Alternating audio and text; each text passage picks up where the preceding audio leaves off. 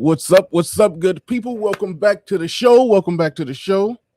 Make sure you hit the like button when you come on in, whether you're catching it live or catching it after it's uploaded or restreamed. And whoa, we already got people in the building. Make sure y'all hit the like button. Game Changer. If you're listening, I already sent you the link.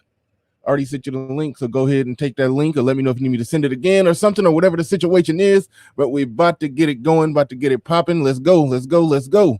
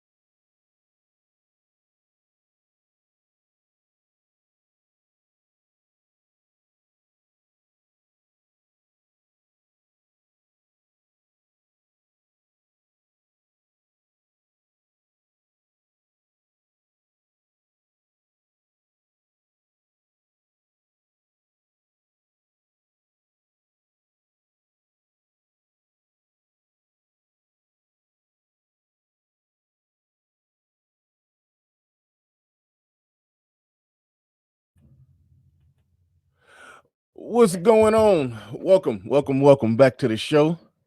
Good people in the building. I see the Mac the Trucker already right there in the building. I see you. Made it in with the first comment. Appreciate everybody. He says hashtag submission and sandwich. Right on. We're going to be talking about submission and some sandwiches and all of that good stuff. You know how it goes. We got Game Changer on. D-Rock Den in the building says good morning, BR. Salute GC. GC is about to go in depth on the scrolls. Right there. Scrolls might come up. Scrolls might come up today. I had to ask him, did he put that into a book? He could write a chapter on each one of those scrolls. That's an easy book. Done deal. Janice Vale in the building. Brian Washington in the building. He says, man, just get submission and good made sandwich. I don't ask much. Right on. Titan in the building says, "Sup, Bernard." Al Boogie is in the building. We got Spliff Spark. I'm bad with remembering names, but I don't know if I've seen you around here. You might be new. So new people that come in bright and early with comments, I definitely appreciate it. My man New in the building, long time supporter, New in the building. Who else we got in here? We got Rocco. Is that Rocco 7? That's an interesting name. Rocco Killer 7. Raw Truth in the building. What's going on? Salute to the Raw Truth, Akeem. Got to make sure y'all check him out. Me and him did a one-on-one, did a good one-on-one. That's the high school principal down in the trenches. I was calling him Joe Clark. Check out that if y'all haven't seen it, but definitely check out his channel. Probably have to drop that. I'm sure you got a wrench. If you got a wrench, you can drop your channel periodically if you wish to do so. That brother is doing good work over there, so definitely want to see him grow as well. We almost got 100 people in here. I like it when y'all make it in bright and early. Make sure y'all hit the like button. Let me go ahead and pull it up myself so I can hit the like button, and then I'll bring Game Changer right on up because I still haven't liked my own video. What kind of mess is that? Still haven't liked my own video. Let me get to that. 101 people in the building, 59 on the likes. That could actually be higher this early because everybody who here right now probably actually rock with me for real. So y'all need to quit being lazy, hit the like button. Quit being lazy, hit the like button. Melody in the building, Osama Abdul, Al Boogie. Who we got? Azrael, the Day Walker in the building. Aizen Simon or Aizen Sama. I'm not quite sure. Who else we got in here? Martin Kimano. Edward Anderson in the building. I haven't had Ed on in a minute. I gotta get at Ed. Ed in the building. He says, yeah, that protection shit is just a reoccurring break glass when folks have ran out of excuses that we need to attack.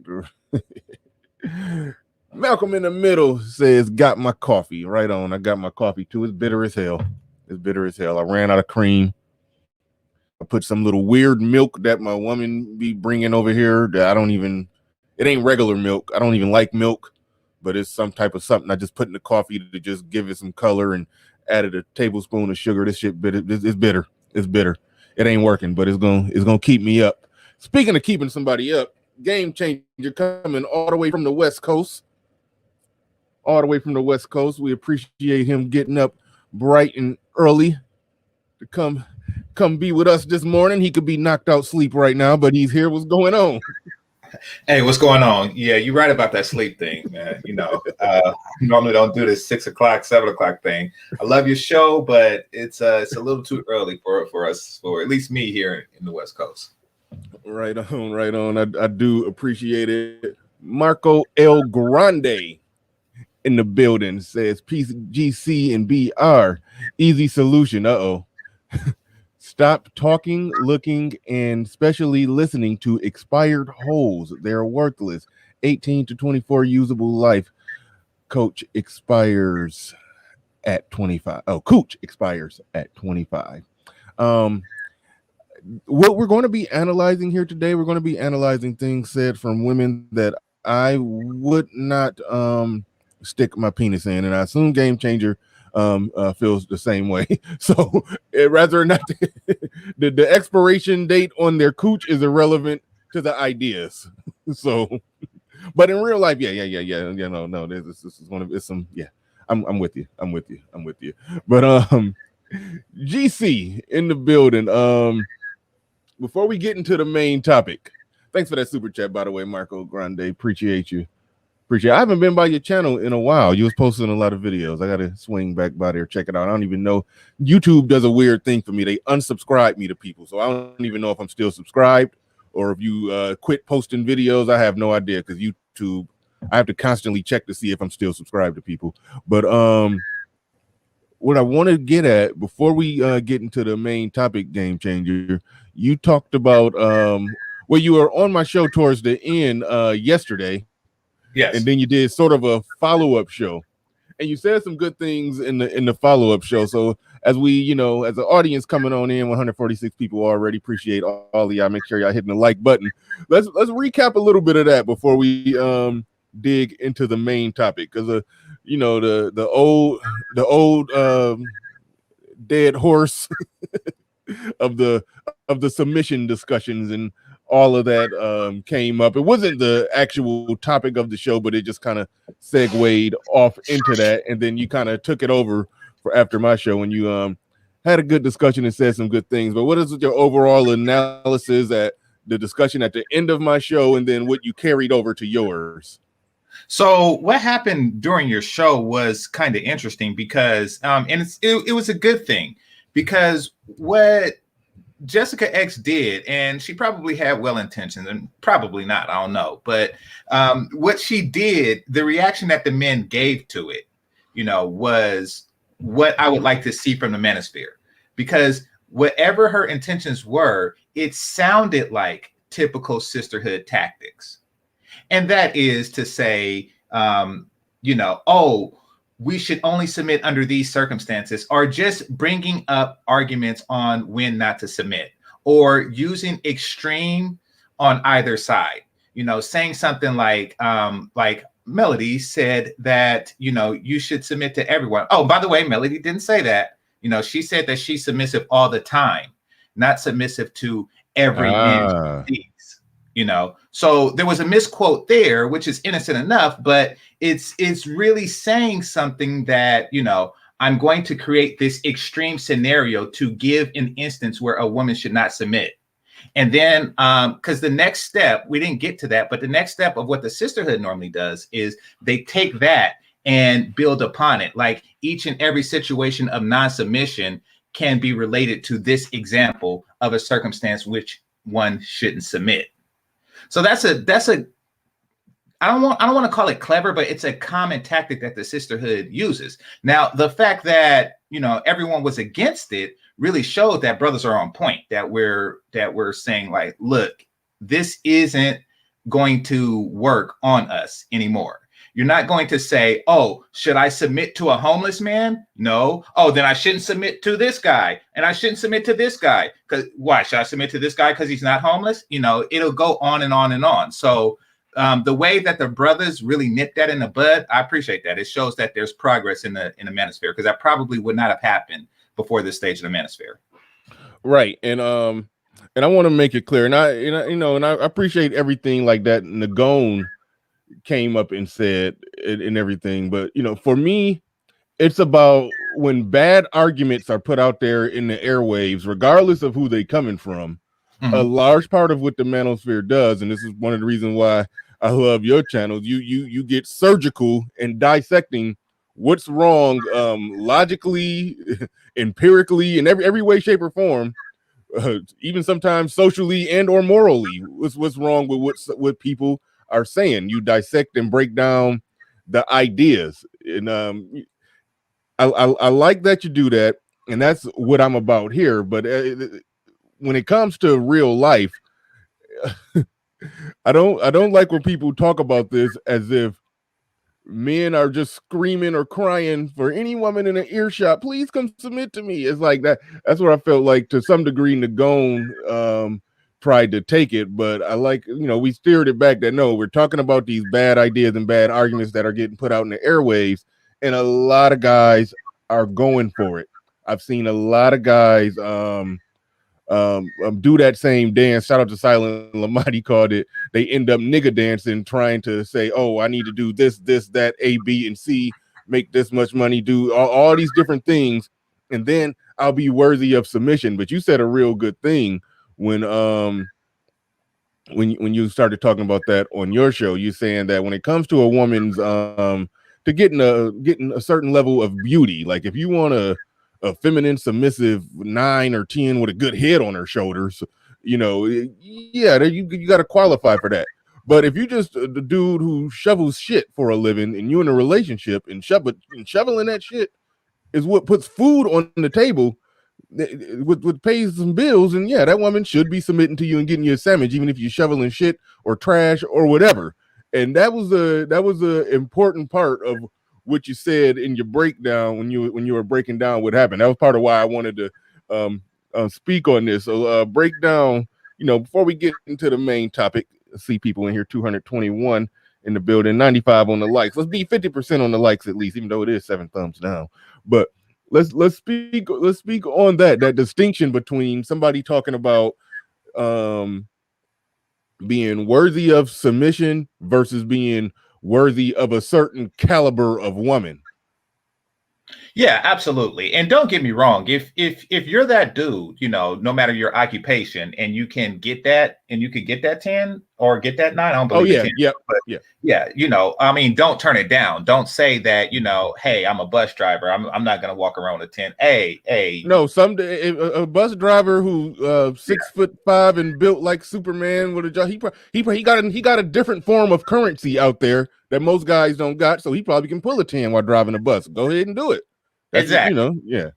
Exactly. But I mean, really, because submission is a subset of femininity, you know, it's part of being a natural woman, you know, then that is something that this is, and what I'm saying is not something new. This is something that's been going on for thousands of years, since the beginning of civilization. You know, women submitted to, a bread maker in Rome the same way she would the Caesar of Rome, you know, or Julius Caesar himself. Like, that's just how it worked. Now, it may not have been as many women or a different caliber of women, but the bread maker did come home to a clean home and a willing, submissive wife. That's just how it is. And that's just how society works. If it didn't work that way, then nobody would bake bread ever.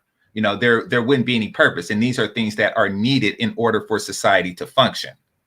So what we have now is we have average women demanding exceptional men for what?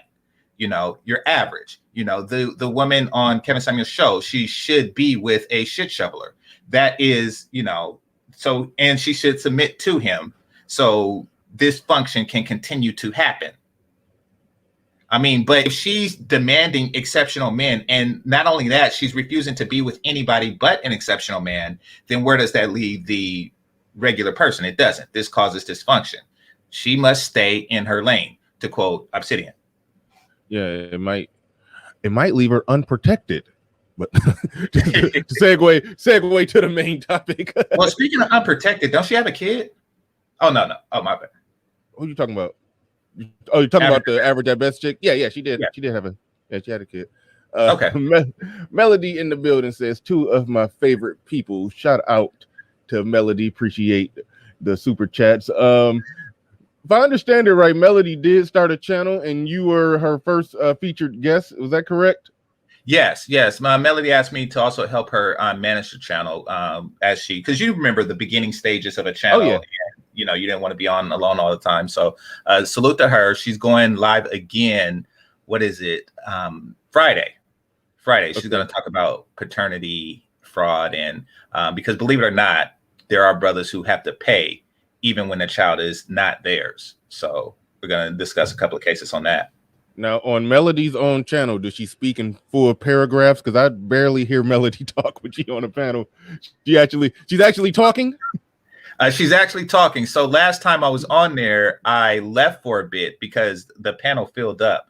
I left for a bit, you know, took her off her training wheels, and, you know, she had whole conversations and everything. So, yeah. Wow. You get to see Melody in full motion. I know she comes on our shows, or at least my show, and she's very quiet. She's kind of in the background and stuff, and she's waiting for an opportunity to chime in. But no, she actually speaks here. For like 3 whole months, the only thing I ever heard Melody say is, "I agree, Game Changer." That was about the only thing I ever heard her say. But Melody's talking now. Shout out to Melody, getting the channel started. Shout out to her. All right, man. I was just listening before we got started of that crazy encounter that you had when you hopped on. And keep in mind, listen, I don't want to personally attack the individuals in question. I want to try to get through this without even mentioning their names. I more so want to talk about the ideas and what was said. So this isn't an attack. We're talking about we're attacking, examining, and analyzing ideas, not attacking people. That's what we're doing here today. That's how I like to keep it 95% of the time, even though sometimes little, you know, a few little, if it's a funny joke, you got to slip the jab in if it's funny. But right. But other than that, I try to keep it to the ideas and not the people. So let's start with, well, I'll tell you where I ended. We're at the part where an individual just started just cutting you off, like, no, I'm not going to let you talk. I'm not going to let you talk. La la la la la la la la la. Can't hear you. Like, that's where I ended. Right. Did you get to say anything after the la la la la la? I can't hear you. Did you say anything after that? No. Okay, good. That was by design. Yeah. Okay, good. So you were done at the part where I stopped listening, because after that I was just like I couldn't take it. I couldn't take it. My ears was bleeding. So let's start from the beginning. And what even prompted you to even go? Or because that's something that I'm done with that kind of. I mean, I don't mind talking to them, but I don't know. I don't know. But let's just start from the beginning. What prompted you to even hop on the panel? That's a good place to start because yeah, I do remember what you had what made you initially want to get up there for. So let's just go ahead and start right there, then work forward. Well, first before we do that, Nuruddin in the building, he says, well, when the sisterhood's delusion meets the reality and they come to me for help, I drop them off at the nearest federal building and wish them well. Thank you for the super chat, Nuruddin. Herb Thompson in the building. The average at best woman is already unprotected. She's 35 years old, is a baby mama, and will likely never obtain the six-figure man she's arrogantly seeking. Thank you for the super chat. And that's yeah. Go ahead. Oh, go for it. Oh no, you can go right here. I had asked you why you what prompted you to hop on the panel. I do like discussion. I do like debate. So I do understand you wanting to go into that hyenas den. Okay, damn it, I took a shot. Okay, go ahead. You got it. Okay, so right quick at her, but I just want to say the reason why I brought up protection with her is because had she used protection, she wouldn't have the 13-year-old. But that's what I meant by that. But in addition to that, what made me decide to go on, if you notice, I wasn't really speaking to the women at hand, the one that chronically interrupted. You know, I was speaking to the brother because he seemed to have been letting it get to him. Like at the point where he started saying, oh, you're talking to me like I'm not human. You're talking down to me. I'm like, oh, this is really working on this dude. So I actually hopped on for his sake. I went in to help him out.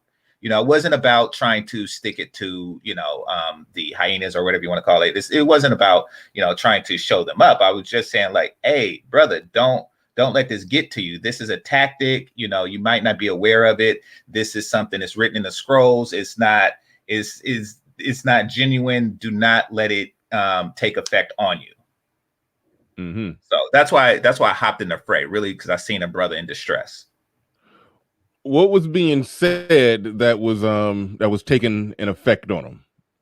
So basically, she posed a question. Now, it really didn't have anything to do with the topic at hand, but it's this is kind of like her go-to thing. This is kind of like, you know, I'm always right type thing. I don't know. This would be the equivalent to a person saying, remember that time you forgot my birthday or something like that. And then argue with a chick and every argument you have, you know, like, hey, you know, this, you're overspending or something like that. We're supposed to be saving up to get a new house, or we're supposed to be saving up to get, you know, a child's education. Yeah, but remember that time you forgot my birthday? You know, it's one of those kill all statements that she tries to bring up all the time. So, and hers is, when have Black men ever protected the collective of Black men ever protected the collective of Black women? And I'm like, oh gosh. First of all, it's something that you don't, and one of the many reasons why I didn't address her is because it's one of those arguments that's not worth having. You don't get anything if you win that argument. And if you lose, it doesn't. It just derails from the original topic. But the truth of the matter is, collective protection isn't really an issue for them at all. First of all, protection from harm or anything like that is something that hasn't really come up in our history. What do you mean by that? Okay, so when have another group of men or women or anybody says, I want to attack Black women?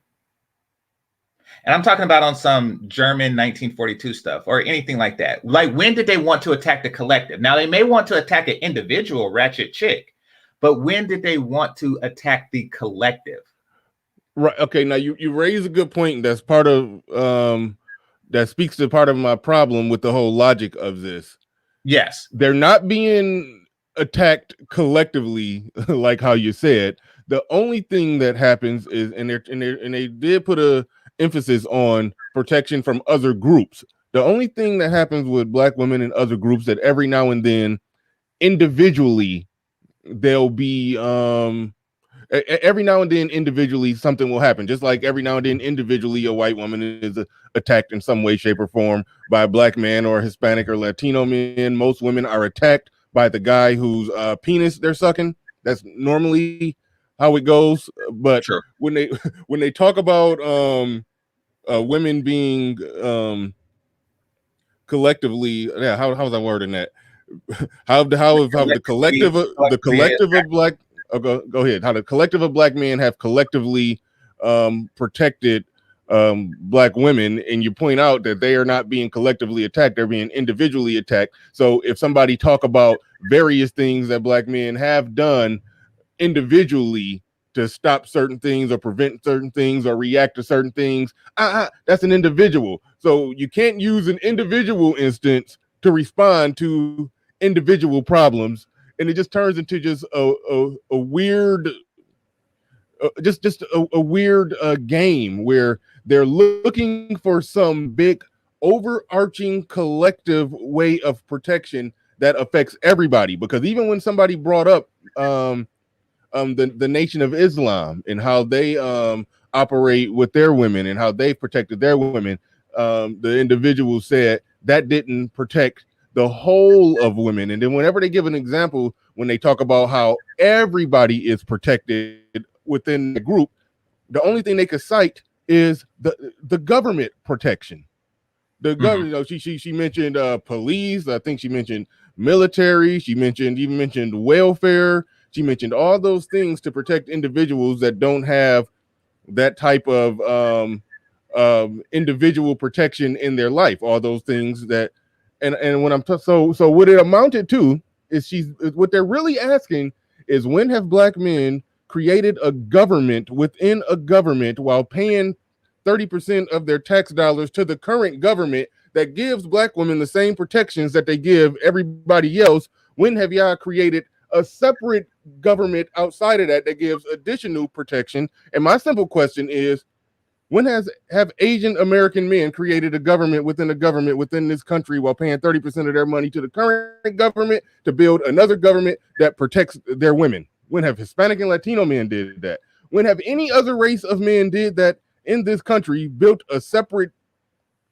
country and government within the country that governs and protects every individual woman in the country without no help from the larger government of which they contribute tax dollars to? Do you understand the mind fuck of what they're really asking?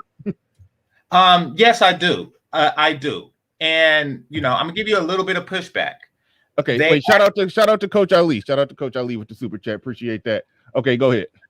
Okay, so they actually have the if you go to Chinatown in Oakland, you go to Chinatown in San Francisco, and certain Latin communities, you do see what's not really a government within a government, but it is like an individualized community that is separate, or excuse me, it's a subset of the overarching community, and they do have a leadership structure.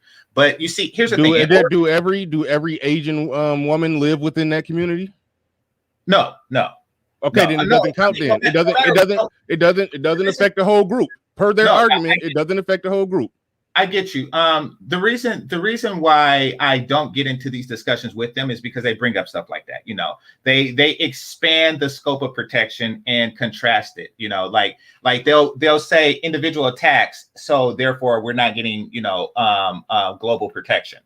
So it's not really an argument worth having, because it's fruitless and it's exhausting. And then once you're exhausted by the argument, she'll say, "I've won," because you simply don't want to have such a fruitless and simple discussion. So I tend to not get into that at all. It's pointless. And but the reason why real quick, how does this Asian leadership work? Okay, if some Asian guy smacks up his wife or touches his niece inappropriately, I assume they call the police, or do they have their own Asian law enforcement that deals with that and puts him in a non government jail of some sort? Like, how does this work? No, they don't put him in a non-government jail, but they are assault. First of all, it doesn't happen too often, but there are it is known that they have physical consequences, and Asians don't particularly the Chinese, they have a mistrust of the government. They're not as apt to call 911 as Latino or blacks at all, even when they're robbed.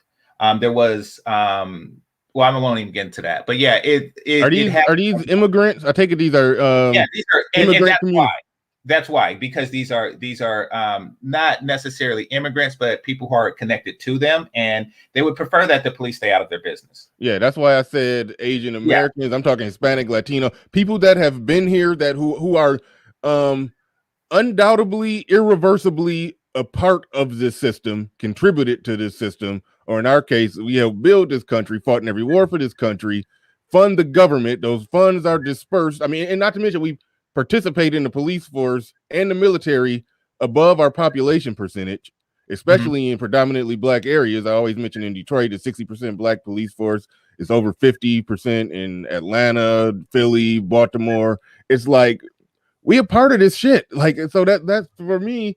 If they're saying you can't use the government, and you can't use situations where there have been communities like say the Nation of Islam, if you can't use that, but then so what is it that they're reaching for when they say some type of communal protection? I don't even get what they're reaching for.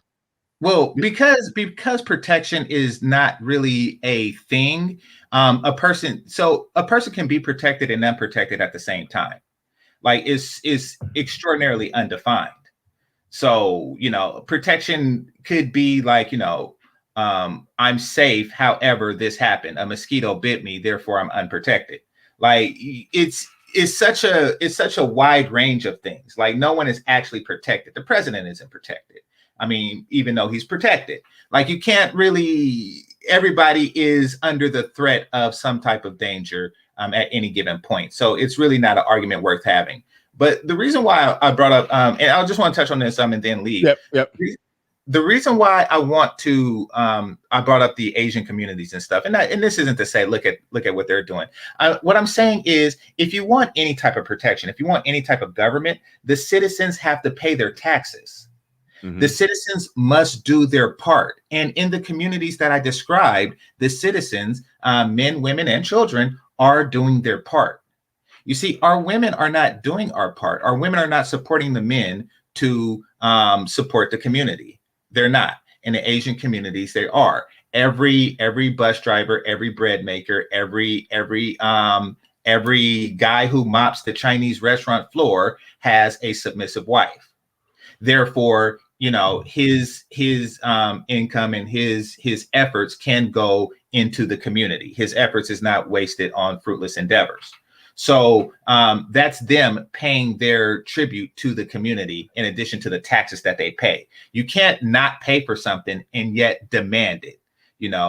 I mean, even though we live in a country where a person is protected by the military, whether he or she pays taxes or not, that creates a misconception that these things are free. No, the community actually has to give into these things in order to get out of it. So that's what I wanted to bring. And that's the misconception that they were under, because later Irene Yvette writes that the military protects everybody, every man, children, prostitute. She wrote that. And I was like, yeah, but, you have to pay into it. That's because a sufficient number of Americans are actually paying taxes. So yeah, I want to make clear that you're not going to get a community from a welfare mind state. You need people contributing to it. Right. And I'm sorry, what was your question before that? I forgot. Okay. I've been getting notorious for forgetting questions while I'm on there. I got to get my pen and paper ready to go, but I completely forgot. It was a question. I interrupted you a few times, so if you remember something that you was trying to get to, then you can go ahead and go with that. But it's 328 people in the building, 144 on the likes, 14 on the dislikes. Shout out to the sisterhood on the dislikes. But let's get the likes over 50%, people. Let's get the likes over 50%. Appreciate everybody for coming on in. Let's let's talk about how. Well, one thing that was interesting that happened in the discussion is that when you couldn't talk about interpersonal relationships, which is definitely an aspect of it. You pointed that out there. Relationships is an aspect of protection. That's where the protection comes from. Even in today's safe society, the way that a woman generally feels protected, and I put emphasis on feels protected, is basically having that man that she's in a relationship with, that's in her house, that she's submitted to. What's your analysis on why they would try to poo-poo or shoot down that one, the notion that relationships are not important when we're talking about protection, and they wanted to put the protection out in collective land of communal protection. So just explain why what was their argument, and what's your analysis or counter to their argument on that one? So I don't even understand that, because a relationship, these are individual things. Mm-hmm. So it would seem, and I try not to like dig too deep into their brain, but it would seem like they want the protections that relationships provide without the provisions, or excuse me, without the relationship. Kind of like they want the provisions that relationships provide, and they get it through welfare and things like that, without actually being in a relationship. So, I mean, anyone who says that seems to want the benefits of relationships without actual relationships, meaning that they want these things without ever having to submit to anyone. Right. And again, that's more of the welfare mind state. I mean, and keep in mind, like, the women in question are protected under the law. They are protected under the law, and they're protected against foreigners with the most powerful military in the world. What they actually want is someone to defend their behavior. Protection from, yep, go ahead. Yeah, protection from themselves. They don't actually want police protection, because police do one thing that Debo and Man won't do, and that is ask questions. If something happened, like okay, perfect example, the movie Menace to Society, right? Mm-hmm. Menace to Society, there was a woman there, like, she was light-skinned, and she got with the dude, and all of a sudden she came up pregnant, right? Even though he used a condom. Now, there's a strong possibility that this child isn't his. She had a reputation. So, she, didn't call the police, didn't call social services. She called her cousin. She called her cousin, sent him after dude, and he got his ass whooped. That doesn't count, by the way, him going to try to protect her, because it wasn't communal protection that every Black woman benefited from. So even though she did have somebody she could call to protect her, doesn't count as protection. Just wanted to point that out. Exactly. And even though it was his subset, whatever gang he rolled with was a small community within a community within a community. But no. They can't protect every Black woman. Exactly. So it doesn't count. They can't protect any, because they're in jail now. So, or they're dead. I mean, so, but I mean, the point is that it's that type of stuff. Like, like, brothers died, brothers went to jail, et cetera, et cetera, et cetera. And the child probably wasn't even his. So they want that type. They want to instill the fear of consequence into people. And that's why it's very important that one of the people said, she threw into the definition of protection that, and to exact consequence on people for any offense. They want to be clear, like, listen, I can do this to you. I can talk to people any type of way out the side of my neck, as I have been for the last 3 decades. And if you do not, tolerate my behavior, I will call somebody. I want people to understand that there's always some 100 nigga army out there ready to pounce if you do not put up with my shit. That is the type of protection that they're actually talking about. Okay, so if they're talking about being able to enact consequence for any offense, but they're not talking about that consequence coming from the police force of, like I said, of which we participate in and we fund it as citizens of this country. So they're not talking about that. So by default, they would have to be talking about street justice. Exactly. Because like what is she gonna do? Could she go to the cops and say, hey, this dude, this dude impregnated me, and he's not taking care of his kid. Like, what is she going to do? I mean, about that? She wants street justice for him, and that's the type of protection that that she's demanding. Okay, so if they're not talking, go ahead. So Black women are lacking that, and they're lacking that for one clear reason. They're lacking this street justice protection for one clear reason, and that is they're all dead, or they're all in jail, and they all died protecting your dumb ass. So like your 100 nigga army is gone.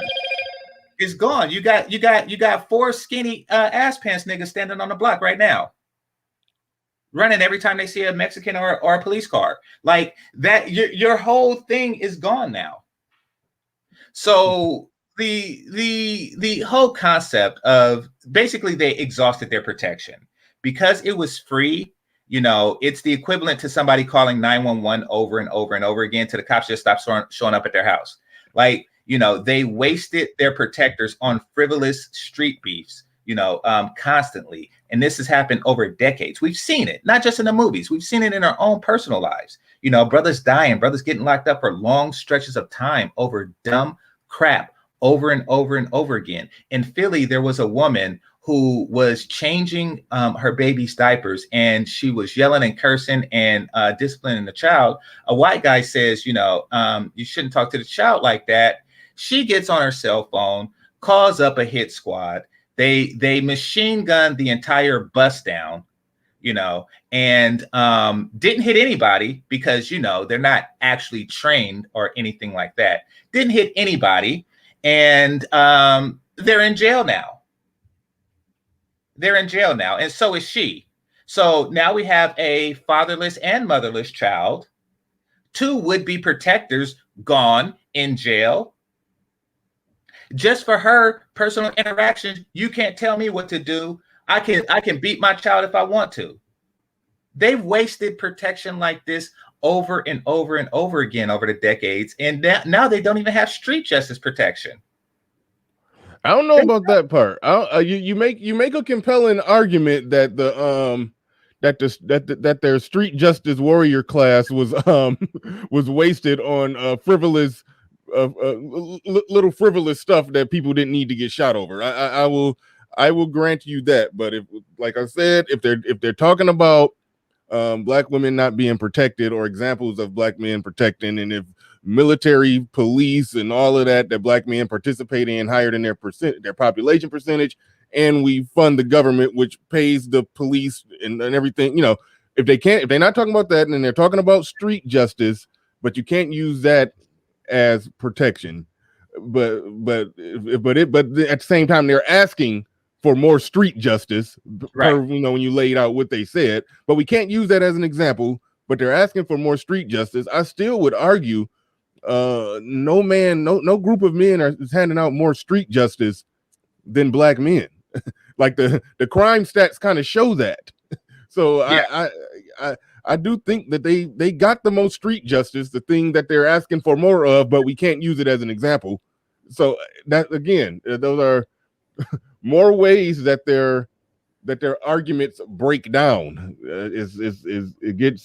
It gets weird. It's almost it gets to the point, and I kept seeing that happen in the conversation where give me an example of throwing a punch. No, that doesn't count. You can't use your right arm. Give me another example. Oh, no, that one doesn't count. You can't use your left arm. Okay, you can't headbutt either. That doesn't count. Okay, what does count? Just give me an example. That's what I saw happening there. Because even when you go ahead, you're about to say something. No, I Oh, seen it too, and that's why I hopped on and I addressed the brother. I did not address the women because I knew what was going to go on, and I knew that this was going to be a pointless round and round and round, and I didn't like the way it was affecting him because he was giving them the outcome that they were looking for. yeah. I was trying to find a video. I mean, there's a lot of videos like this, but there's one in particular that I used on my channel before. It was an example of, it was a black woman. She went somewhere, she cut in line. Some guy just on the phone talking to somebody, and it was like 8 white men standing in line. One of the white guys that said while on the phone to the person he was talking to, you couldn't hear it, but the narrator was explaining what happened because it was on the news and everything. They was explaining what happened, how he just said to the person on the phone that somebody just cut in line. She got all in his face and started talking junk and got all chest to chest with him, and he was trying to avoid it. He didn't want to touch her. He didn't want to do nothing. He was being very defensive, and then he got mad at one point, threw his phone down, and said something to her. Finally responded. She went outside and got Big Bruno, this big the biggest blackest nigga on earth, went in there and just beat the dude to a pulp. I mean, his face was looking disfigured after it was over. 7 other white men sitting there with they looking like this, scared to move, hoping he don't beat their ass too. It's like when it comes to that type of reactionary street justice, nah. So what happened to the dude? What happened to Bruno? Locked up. So what happens now if somebody, I don't know, say slap the shit out of her? Black man not protecting me. Exactly. I mean, it's so that's what's happening. I'm not saying that it has happened, completely, but there is less of a chance. Like right now, especially if a woman is older, right now it's more likely that you can slap a black chick and get away with it than you could in the 90s, and that's because all the brothers are locked up, and it's because you locked them up over your stupidity. I mean, they're exposing, they're pining off all of their protection because they don't respect or value it because they didn't do anything for it. They didn't submit for it. They didn't even pay for it. They didn't do anything. She might not even been sleeping with this guy. So they don't respect or value it because they didn't put in for it. They didn't even get it a sandwich. It's ridiculous. Right on. One thing that was brought up, and again, you can't use interpersonal relationships, but one of the individuals brought up I believe it's 2 and 3 or 60% of black women from the age of 0 to 18 that were sexually inappropriate, some type of inappropriate sexual contact. Doesn't mean full blown rape, but some type of inappropriate sexual contact. And again, you can't use relationships as a form of protection, but clearly the high rate of singleness of black women does have something to do with that higher rate among other groups. And then when you look at the rates in which that happened with each group, black women actually are not the worst. I got it right here. I might pull it up. Okay, I thought I had it, and it disappeared as usual, as everything disappears right before I get. Okay, here it is. They say, oh wait, no, damn it, that's intimate partner violence. I don't even got the right stats up. My bad. So yeah, never mind on the stats I was about to pull up. I had some stats. Still might use those ones, because it's not that drastic of a difference, even when you're talking about intimate partner violence, the person that they actually need the most protection from. The percentages with that are not that staggeringly different from black, Hispanic, Latino to white. It's not that staggering of a difference. So I might pull that up. But one thing that I didn't like, as I was setting up before, interpersonal relationships can't be talked about as part of the protection, because I say that's the most important part. That's the way that most people get their day-to-day protection from the man that they're actually with. I'll always say that's how most of it is going to happen. That's bare minimum is what's going to give a woman a feeling of being safe and protected, because obviously we live in a safe society. Shout out to Steven Pinker, Angels of Our Better Nature, a book that explains statistically how we're in the safest time ever in human history right now, especially in the Western world. So so the overall feeling of safeness comes from being in a relationship with a man. So if you need that feeling, if you need that protection, yeah, it's real easy. Throw yourself on the mercy of the most competent man that you can get commitment from, and you have your safety, your protection, and in-house and all of that. But you can't use that. But then she later went on and talked about girls being touched. And so that's something that's happening in-house, and the only way that something can be fixed in-house is with interpersonal relationships in-house. So again, I know you said you don't want to dig that deep or go that hard on the logic of it, but that part of it right there just jumped out to me. And another part of that, and I'm kind of rambling right now, and I see you got some scrolls ready to go, so I'll close it out with a question in a second, and then we'll get to the scrolls. But she said that black men are doing the majority of that. When they talk about black women, that 60% stat, it's two categories here. Most of it, let me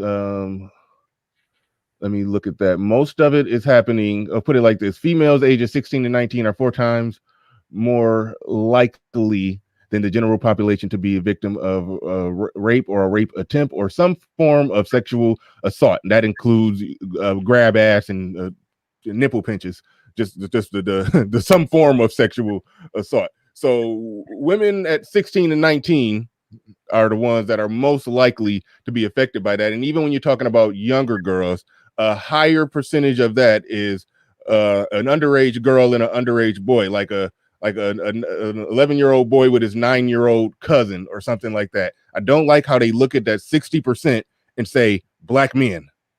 Like we're talking about late teens doing something and doing things with each other, and we're talking about in a lot of cases children doing things with each other. In a smaller amount of the cases, it's a grown ass man putting his hands on a little 5-year-old girl. That's a smaller percentage of the cases, but they say it very blanket. And she quoted that 60% and said it's black men doing that to black girls. And I don't even got a question on that one. I just wanted to say that and correct that real quick. Well, I want to add something to that. And I use movies because it's something that's commonly known for everybody. shout out to Ike. Shout out to Ike. We got to meet up sometime, Ike, because you out this way. Ike taking shots at me. Shout out to Ike. Go ahead, Game Changer. But the movie I wanted to reference was The Wood. Remember that scene on The Wood where it was like before sex there was grabbing booty, and the junior high boy grabbed the junior high girl's butt, and she had her brother Stacy beat him up. You remember that scene? Mm-hmm. Yeah, that counts towards the 60%. Exactly. Something like that, and it's put in the same category as a 35-year-old man touching a 4-year-old girl. They're conflating the two. They're basically saying, like, wait a minute, I think we all played hide and go get it or something like that, when we were younger. So let's not, Hold on, wait, time out real quick. Got to briefly stop the show. Please hold your thought. Little Big Nate saying, I would love to come up and comment. Nate, check your email. I emailed you at the beginning of this week. I was trying to get you in for tomorrow. I was trying to get you to be the lead off for tomorrow. Check your email. Let me know if you're down with that. But definitely, when I drop the link, I'll probably be dropping it sort of soon. I definitely will love to have you up. Love every time you come up. So we can definitely do that. But let me know if you're available tomorrow, man. Let me know if you're available. But okay, sorry, I had to catch the Little Big Nate when I could, because he don't check his email nowadays. But go ahead, Game Changer. No. So I'm just saying they're using something as trite and as simple as that when they ask the question, have you ever been sexually assaulted, and they will describe a situation like that as sexual assault. So really, I mean, I don't take statistics like that too seriously. And also know that, because of what's written here on the scroll, all failures of the Black community is due to white supremacy or Black men, depending on the circumstances. Just the fact that women like the ones in question are bringing these stats up means that they hope that it's high. Means that when they are asked these questions, they are trying to juke the numbers. They want to juke the numbers. They want this to be high so they could demand this street justice protection that they so crave. Yeah, but the street justice protection doesn't count because it has to be a communal effort by the collective of Black men that protects every Black woman. So street justice don't count, but that's what they're asking for when you follow their logic. Okay. Chief Rocka in the building with the super chat. Shout out to you, Chief Rocka. We already shouted out Ike. I gotta do something else with Ike again. Oh yeah, Ike. You and Ike never collaborated? I thought. Yeah, he was on my show. Oh yeah, I thought so. Yeah, Ike comes through all the time. Okay, cool. Yeah. What I mean is in person. I mean in person. Oh, okay, gotcha. When you said that, no worries. Ike is out here, so in person. And I met people from YouTube, and if you're in the Bay Area, we can link up. But yeah, I was talking about in person with Ike. Right. Now, this is a very, very off-topic question. Your alias that you go with, Game Changer. I remember you said before that there's people in your personal life that don't know about your that don't know about your online alias as Game Changer. That's correct? That's correct. Yeah. Okay. Yeah, but I find that's interesting because people you meet online, you see them in person, interact with them in person, they know who you are in real life. So I don't know. I guess everybody got different reasons for keeping it discreet. I don't know. I just want to keep it separate because I know how things spread. But I think that people are under the impression that I'm afraid to show myself, and that's not the case. The case is that I don't want my face associated with the Game Changer logo. So if I meet you in person and you take a picture or something, then you can't go to where I work and say, hey, this guy is Game Changer. Like, this is a guy that I just took a picture of. So that's all it is. That's the difference. Right on. Shout out to King Dodongo in the building. Shout out to you. Appreciate the super chat. Did Lil Big Nate respond?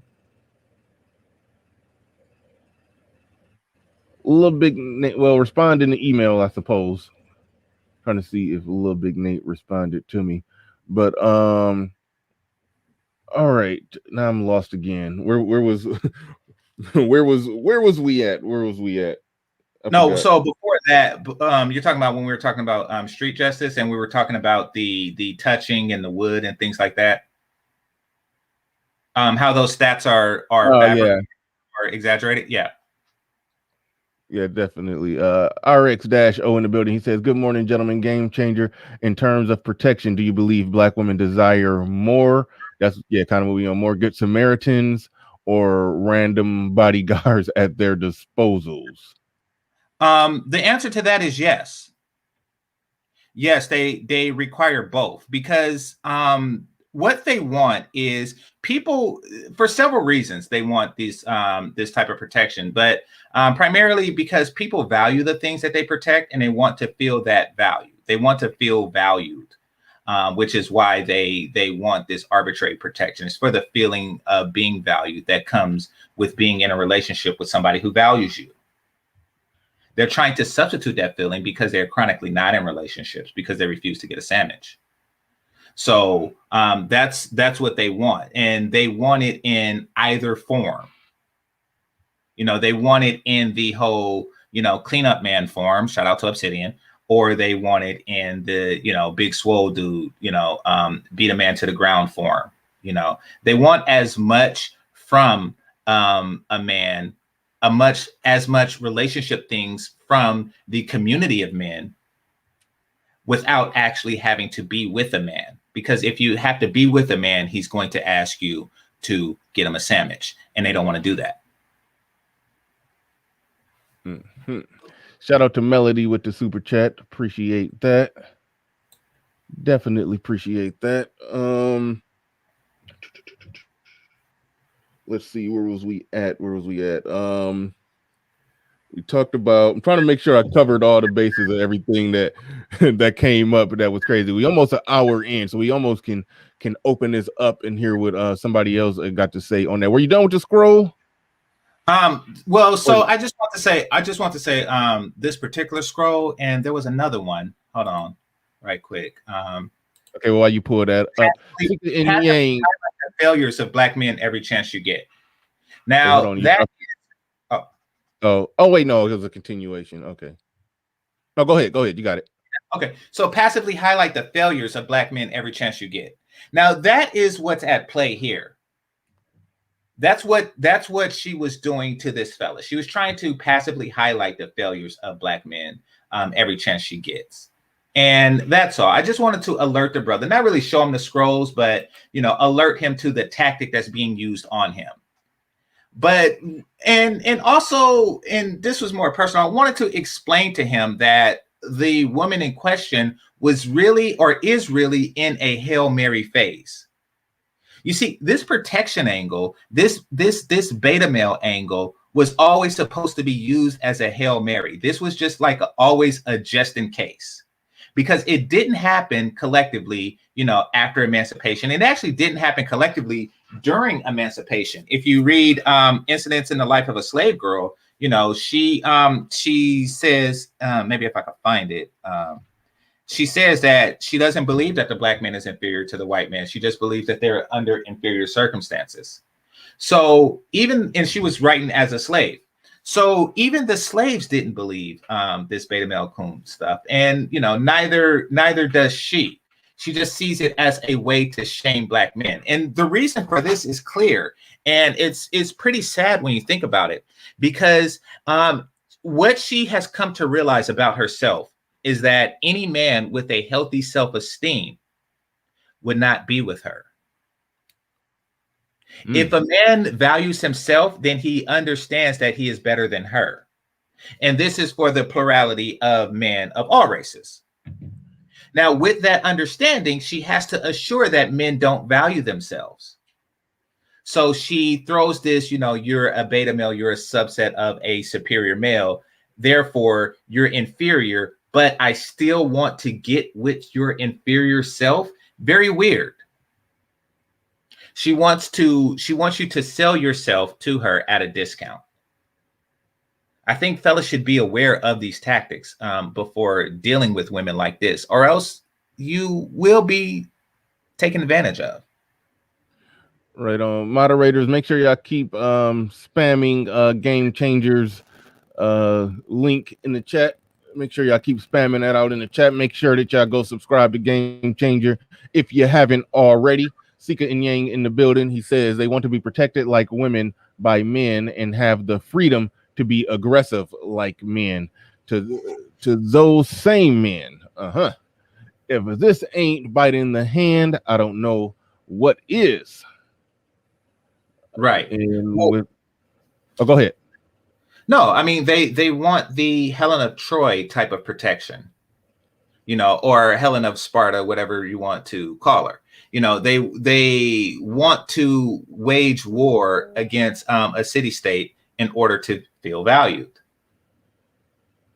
It's not actually something that you are contributing to or putting into. It's just, I want to be able to start something just to spite somebody that I dislike. So, I mean, if you look at Helen, well, I won't even go into that. I won't even go into the details of that. Well, speaking of the Helen of Troy, that, okay, I mean, there's nuance to it, but okay, let's just say it just cookie cutter. A war, ships were launched over her. But even then, while ships were being launched, there was still some bread maker with a wife who was who was making sandwiches and being submissive and wasn't, talking about, never mind. I'm not even going to. Go ahead if you was about to speak on that. It just turns into a goofy thing when women who, and this sort of gets into the leaks over into the average at best discussion, when women who qualify for a certain thing, for a certain type of man, but then it's like they'll only they per their argument is bullshit, but they'll only act like how a woman ought to act in the event that they get the top of the top, cream of the crop, all of that. It just turns into just an overall all around goofy situation. But well, the tragedy of Troy is really to the fact that it's not really protecting, even though both sides were saw that it as protection. It wasn't. You were fighting at the behest of a woman.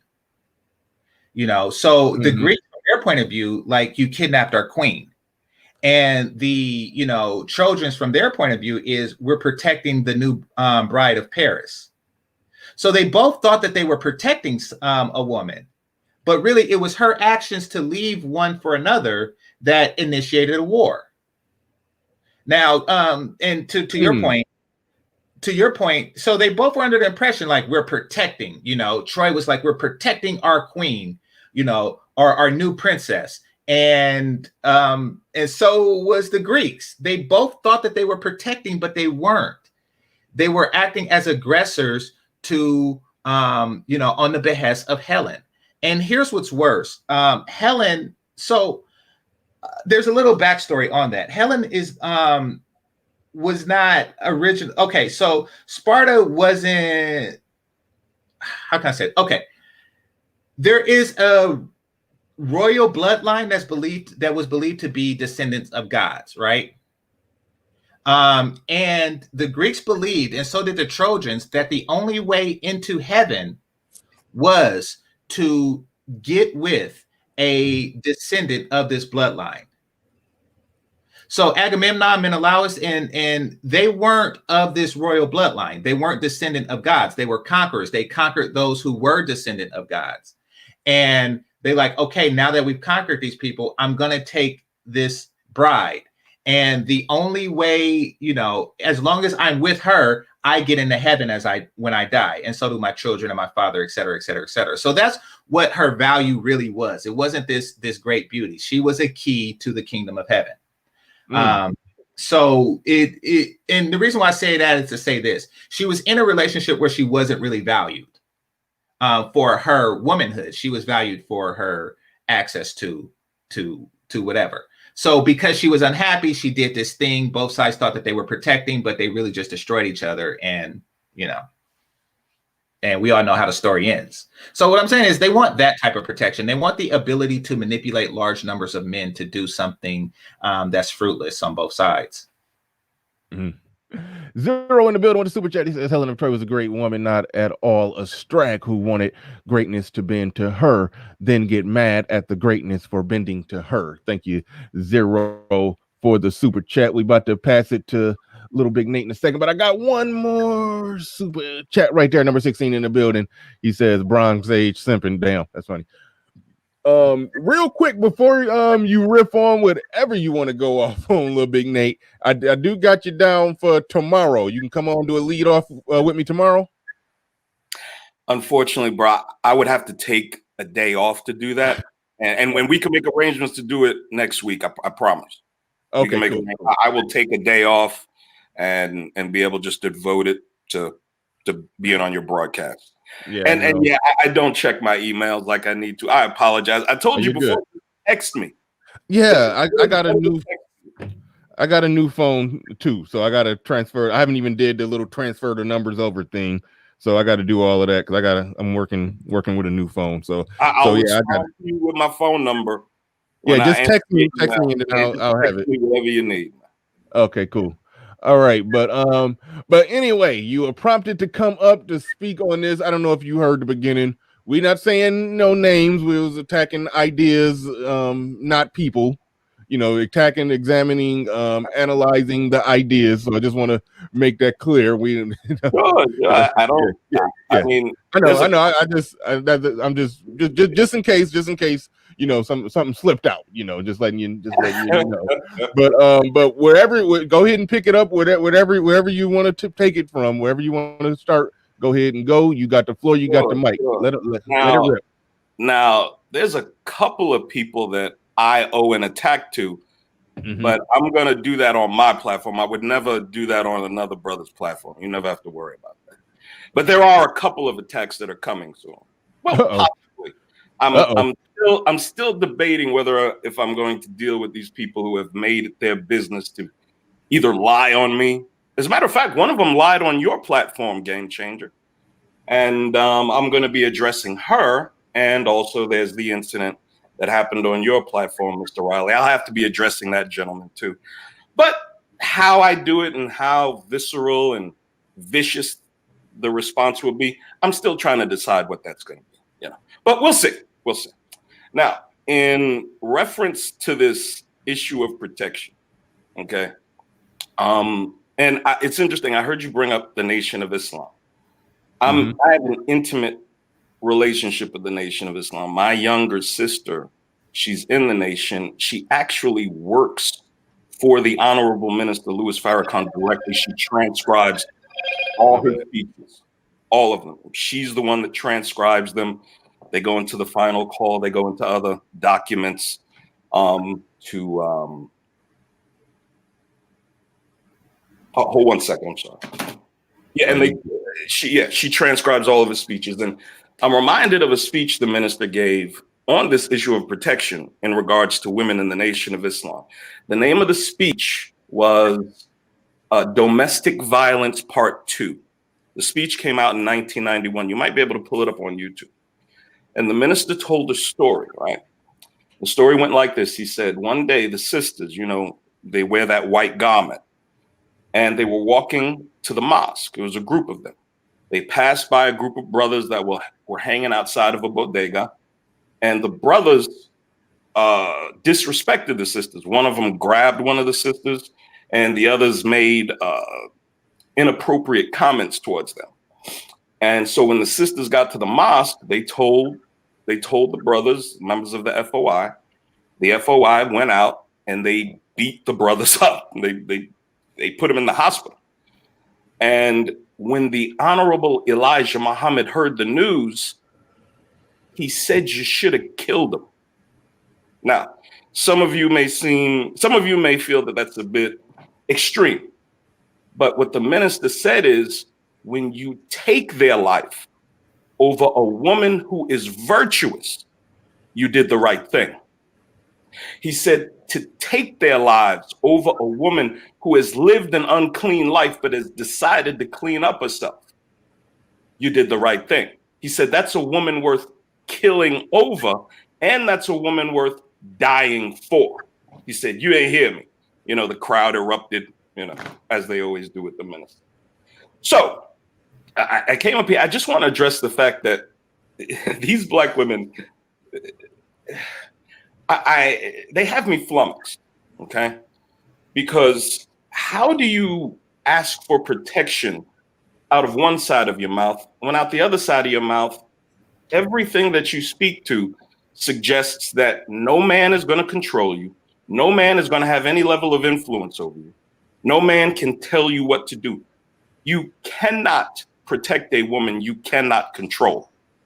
Control is part of the premium that has to be paid to a man in order to receive a man's protection, up to and including the taking of life and giving of it. So when black women come up with these nonsensical narratives about protection, point to either women in the Nation or something. You can point to the women of the Arab world, Saudi Arabia, the Arab Emirates. These women abide by a cultural standard. And what happens to those women when they violate the standard, Bernard? I've heard of these women being buried up in the sand up to their necks and having rocks thrown at their head till they die when they violate moral code. These women, Black American women, follow no moral code whatsoever. Or they do follow a moral code. It's the moral code that the Democrat Party and leftist institutions provide them. The moral code that says you can run the streets and do whatever the fuck you want. The moral code that says it's okay to be 300 pounds.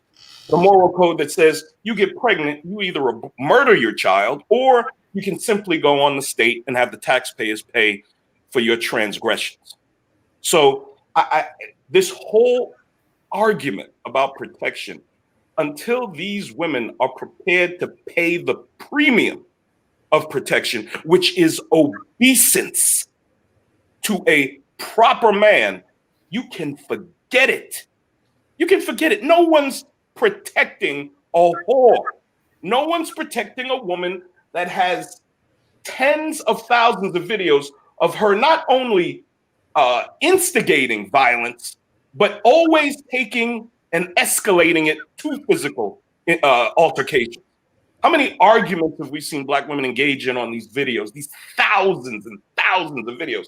My God, Mr. Sotomayor makes a very handsome living just addressing these videos. There are so many of them. He's been doing it for over 10 years.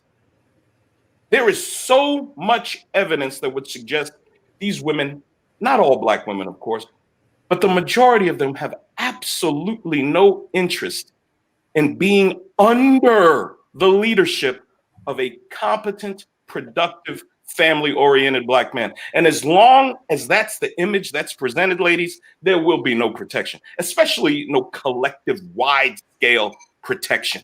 You would have to come under cultural norms that would have you abstaining from sex from 95% of the men you give it to, behaving in a way, no cursing, not covering your bodies in ratchet jailhouse fucking tattoos. I mean, you're going to have to be the exact opposite of what the Black American woman has become. Are you prepared to do that? You prepared to come under a man's leadership? I don't think so. So this is just more deflection. It's more goalpost moving. These women don't want protection. They want absolution of their horrible fucking behavior. And I've made it my business, you know. Y'all know I raised a little girl by myself with no help from her mother. And I made sure that I told her the realities of what happens when you abandon the idea of virtue. There are so many horrible prices you're going to pay as a woman. And the ultimate price, I mean, you pay financially, you pay with your peace of mind, and you pay with your future options that are going to be available to you in regards to being able to attract and keep a proper man. Your protection comes with your obeisance. Your protection comes, 98% of your protection is preventative measures. Knowing who to stay away from, where to stay away from, who to engage, and where it's okay to go. I've talked about that story that happened in Dallas, I think the year before last, where that Black woman had a gun pulled on her by a white man. It was like 2:30 in the morning. Do you remember that, gentlemen? You're talking about which? I think it was in Dallas. Yeah, it was in Dallas, I believe. It was either in Dallas or Houston. Okay. And this, I think she was in her mid-20s. And I remember T.I. coming out and saying, well, you know, there's all these gangsters down in Dallas or Houston. How come y'all aren't addressing this? And I use that as an example to my daughter. I said, you see this young Black woman. First of all, no decent woman has any business out 2:30 in the morning by herself, period. You have no business out there alone, number one. Number two, you're arguing in the middle of the street with a grown man. Number three, this man pulls a gun on you and you expect Black men in their red underwear and capes to fly in to the rescue for you. Your protection would have come in having a man instructing you on the fact that you have no business being out there that time of the night. Your protection would have come in a man having trained you up to help you understand you never get into no violent verbal altercation with no grown fucking man. That's where your protection comes from.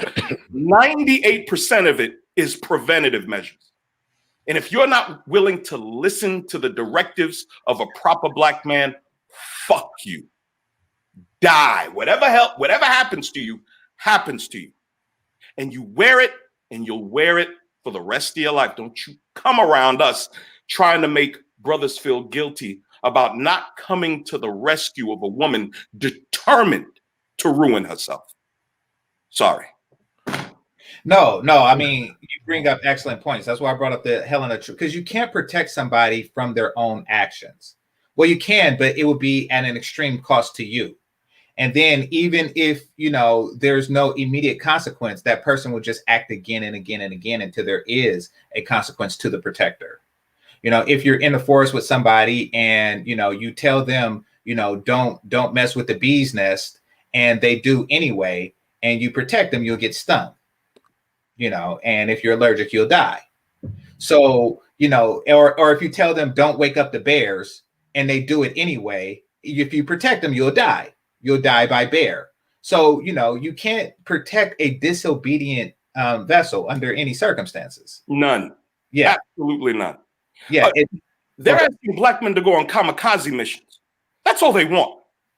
They want black men to die in service of protecting their ability to ruin themselves. Mm-hmm. And I would advise no black man to do that under any circumstances. And based on blackness. You see, like if these were your immediate brothers, fathers, cousins, et cetera, they're not asking for that type of protection because they already have it. The only caveat that they have with their brothers, cousins, and fathers and uncles, et cetera, is that these people know them. So because these people actually know them, they know like, oh yeah, I know her. She initiated that. I know her. Chances are she was probably talking crap. I know this. I'm not going to protect this chick if she called me in the middle of the night saying something happened, but I'll protect this cousin because I know that she's not about that life, and she is a virtuous woman. Therefore, if something happened, it was not instigated by her. So, they don't want that because these people know you. They want it from strangers, somebody who don't know you and haven't really assessed if you are worthy of protection. A group of women who have insisted on putting forth the premise that black men are largely inconsequential in the raising of children and the cultivating of children, in being a fixture in their lives to help direct and guide them properly to avoid all of the traps and issues that are out there looking to just ruin a woman's life. I don't understand where all this talk of protection comes from. You all have made it abundantly clear you have zero interest in listening to us. So no, there is no protection. First of all, you can't have collective protection in a system like America's. You are a free citizen to do what you want, to do whatever you want. True. You can be a whore. You can be diseased. You can slaughter your children by the hundreds of thousands. Doesn't make a bit of difference. You are free to do whatever you want.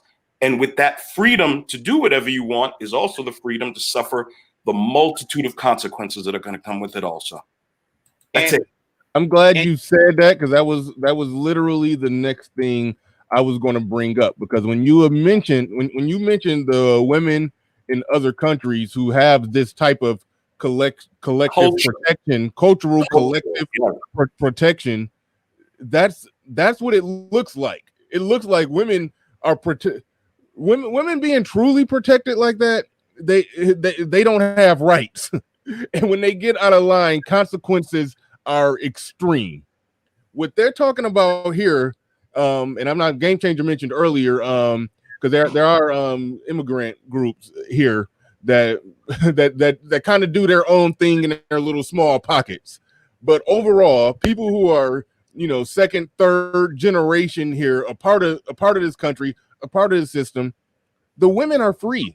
So the type of protection that they're talking, where they're not even talking about is coming from the government. They're talking about some type of communal protection where people individually hold each other accountable and enact certain consequences towards each other.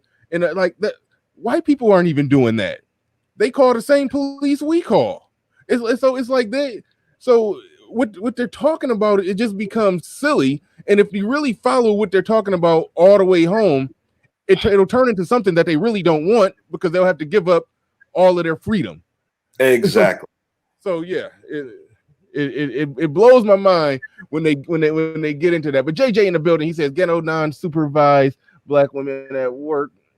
Well, ghetto non-supervised black women at the work site always threaten violence when they don't get their way. That's something I might do. I might do. I don't know if I do a whole show on that, but I do plan to speak on that because people quite often say, "Or the black woman that she know how to submit at the job or this or that," and I'm like, I've observed black women at the job. They be in there clowning, coming in there patting weave, talking about what they ain't gonna do, and if whether it is or is not in their job description, they walk in telling you what they ain't about to be doing, and they doing a shitty job at it.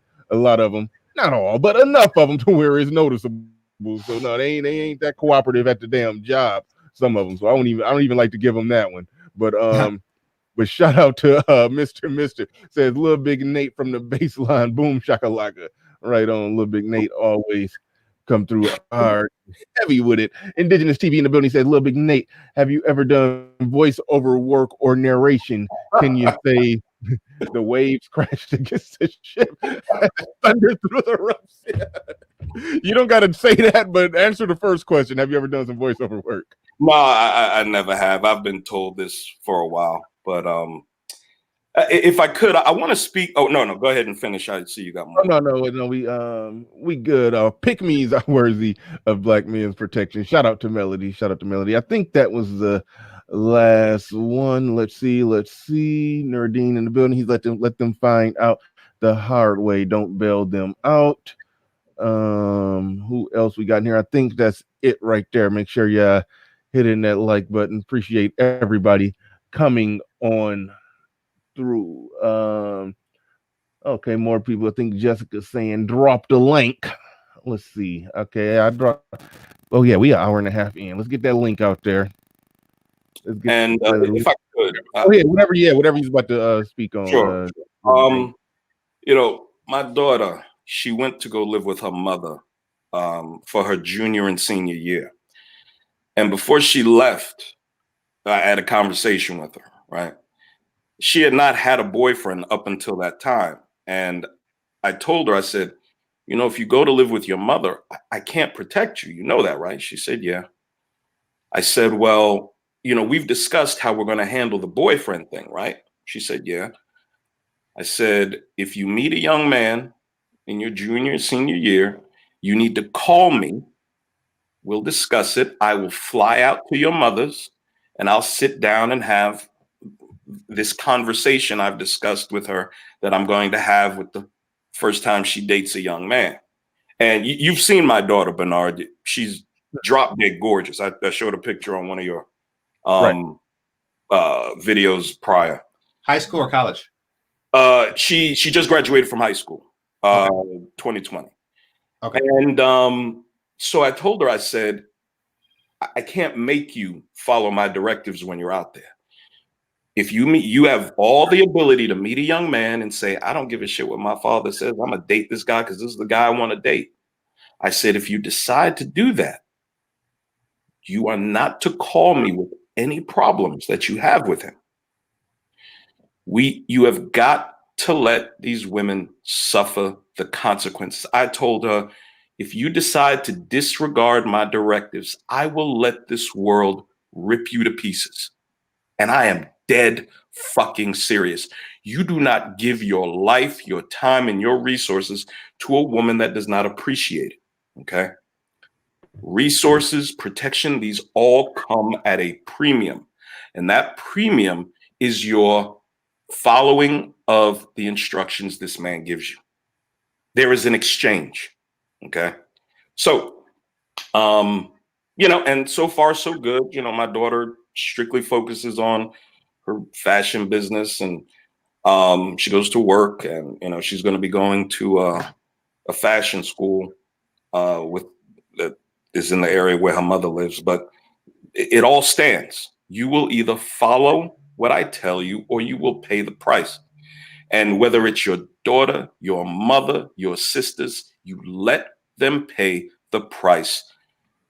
Black women are submissive. They just choose who they submit to, and their track record and their current condition and image in this country speaks to who they've been in obeisance to. And it's not proper, competent, productive Black men, period. I would even put a question mark on that one. But that aside, I do want to say this, the tragedy that deals with even that aspect of it. This whole level up movement, swirl movement, divestment movement, let's be clear, this is just them moving away from Pookie. Like, that's one thing that all of those things have in common. That's just them saying, I'm moving away from Pookie. So, and this isn't me trying to thump on Pookie or anything like that, because really that's not what I'm about. And I know people think because I'm a nerd I am, but that's not the case. It's tragic what they're doing. Through all of these, he cut me in line, beat him up. Through all of these, he got me pregnant, shoot him up. Through all this stuff, through all this crap that they put y'all through in these past generations, now they're just trying to leave like you're nothing. They're just calling you Dusty. I'm out. Where my 100K dudes at? I'm a dog groomer. Where's my 100K dudes at? Oh, I got a new wig on now. Where my 100K dudes at? Like, are you kidding me? I'm trying to swirl now. They're just leaving you like you're nothing, and you protected them without question for decades. That's sick. That is sick. I mean, like think about this. I don't know if you have, anybody who's about that life here, but just think about it. Like, they exactly. Omega Dress, they are abandoning the dudes that protected them without question for so long. They were championed as their protectors, and now they're just like, oh, bye. I don't want no scrubs. It's like they're scrubs because they have records because they were protecting you, or what they thought they were doing was protecting you, when really they were just enforcers of your aggressive actions. Absolutely.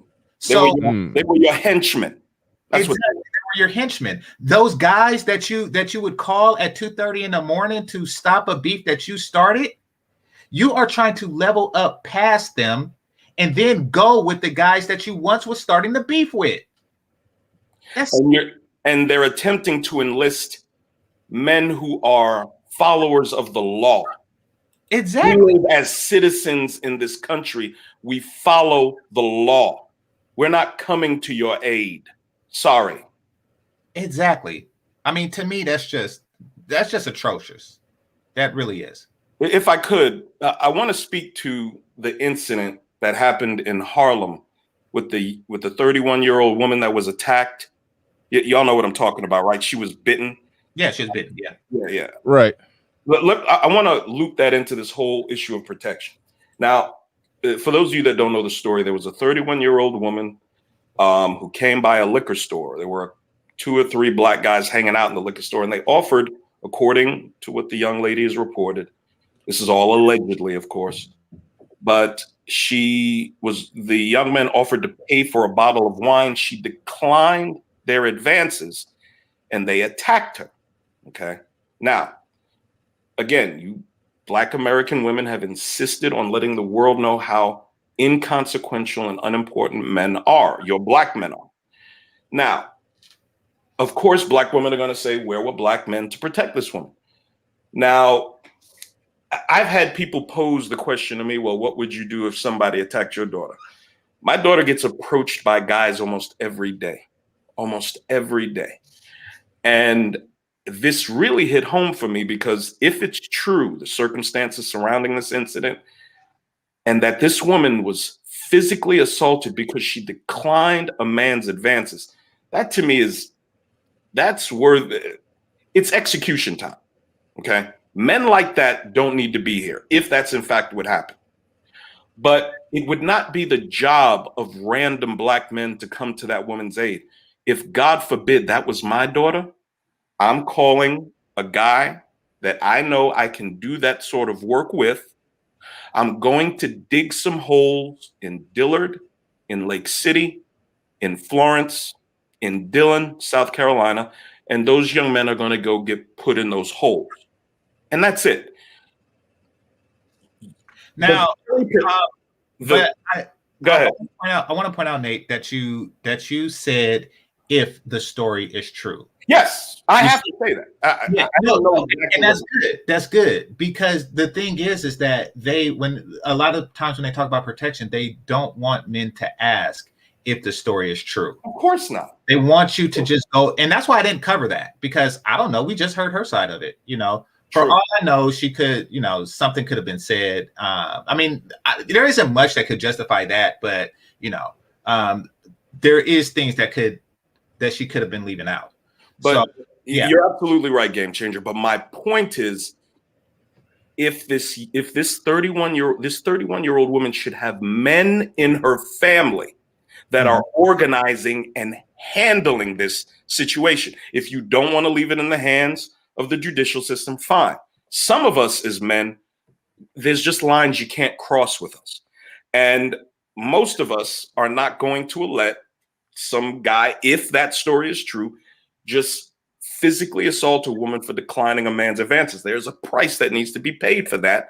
And that's where the importance of being able to recognize a proper man and cleaving yourself onto that proper man come into play. And if you have no interest, if you're not sexually attracted to stability, consistency, men focused on goals, you don't get protection. If you love chaotic men whose lives are in constant calamity, that's what you're going to get. That's all you're going to get. Well, I'll say, well, I got to say this because I don't know that much about the situation that Nate brought up, but if it happened exactly like she said, one, it's horrible and unfortunate, and yeah, the dude is scum of the earth for that. But here's the deal. When something like that happens, let's just say to a white woman, the recourse is either her immediate family or friends are going to handle the guy, or the law is going to handle the guy. If that happens to a black woman, either her immediate family, friends, goons on speed dial, as I say, are going to handle the situation, or the law is going to handle the situation. So that goes back to what I always say. What are they missing in that sense when something like that happens and they want to talk about being unprotected? I'm not even seeing a difference. Well, not even seeing a difference. But real quick, Infinity in the building with a super chat. He says nothing clever to say or add. Good show as usual, men. I do want to go to who was this we got on the panel? Trinity Time Travels. Welcome to the show. Go ahead. You got the floor. You got the mic. And I might be getting trolled. We're going to see. Okay, she unmuted. Go ahead. Going once, twice. So she's out of here. All right, go ahead. Yeah, I was trying to say something. Yeah, I was trying to say the difference is that it is her family. Like, so the family protection that you described, immediate, family members, she's probably not privy to that. And this is just me speculating because they know her. Like if her family, if she was the virtuous woman that Little Big Nate was talking about earlier, then, the response would probably be similar to that the Nation of Islam gave. However, they probably know her and know what she was actually mouthing to these dudes. I mean, she probably was, mouthing some, opposition gang stuff. And I'm not speculating that on her. I'm saying that that's what her family is probably speculating. Like they known her all her life, and she's been starting crap like this since elementary school. If they know that about her, then they're probably reluctant for that reason. However, I'm sorry. No worries. In the situation that Bernard described, these are probably women that they know wouldn't do anything like that. Like normally when you hear cases like that, and then the father is on the thing saying, she never would hurt anybody. This woman wouldn't hurt a fly, Like when that's true and that's the case, then the retaliation seems more warranted. But when you know that the person actually deliberately pulls wings off flies, it's like, oh yeah. Shout out to real quick. Hold on, Little Big Nate. Shout out to D-Rock Den for the Cash App, and shout out to, I don't want to say your government name, so I'll say the Cash App name, Goldie 1942. Thank you for that Cash App. Thank you very much. Oh, I could just say, just because it's the first name in there, look like it's Kerrigan or something like that. Thank you for the cash. I appreciate that. Everybody who sent cash apps today, and Savant88 in the building with a super chat. Appreciate that. I got a clip too, if I can. Oh, you got okay? Go ahead. Yeah, I got one from Rain Utopia. Appreciate you, brother. It says for bringing the intellectual competence to the panels. Appreciate you a lot. Thanks a lot. And Direct in, he sent one too. I appreciate you, bro. Thanks a lot. Right on. Respect. The Mac the Trucker in the building with a super chat. He says, black women don't want protection. They want henchmen. April Mason's cousin, anyone. Yeah, that was a bad one. Savant88. I don't know if that's the same one or another one, but either way it go. Appreciate it. All right. Oh shit, they coming through. He said, it's funny how women reject guys who are structured but need that calm. Guys that are structured but need I can't see that claim they don't get that same structured though protection. Shout out to you on that. Appreciate it. Melody in the building with the super chat. Thank you very much. All right, let's go for it. I'm gonna get glasses one of these days, fellas. Just I'm gonna get glasses one of these days. Oh wow, she's back. Yeah. No, y'all can go ahead. Somebody was trying to say something. Oh no, she's here. She said, Time travels. How is everyone doing? We're doing well. We're doing good. Nate, you was trying to say something real quick. Did you want to get off what you were trying to say before I cut you off for the super chat? No, she can go. She can go. Go ahead. All right, go ahead. You got the floor. You got the mic. Welcome to the show. Go ahead.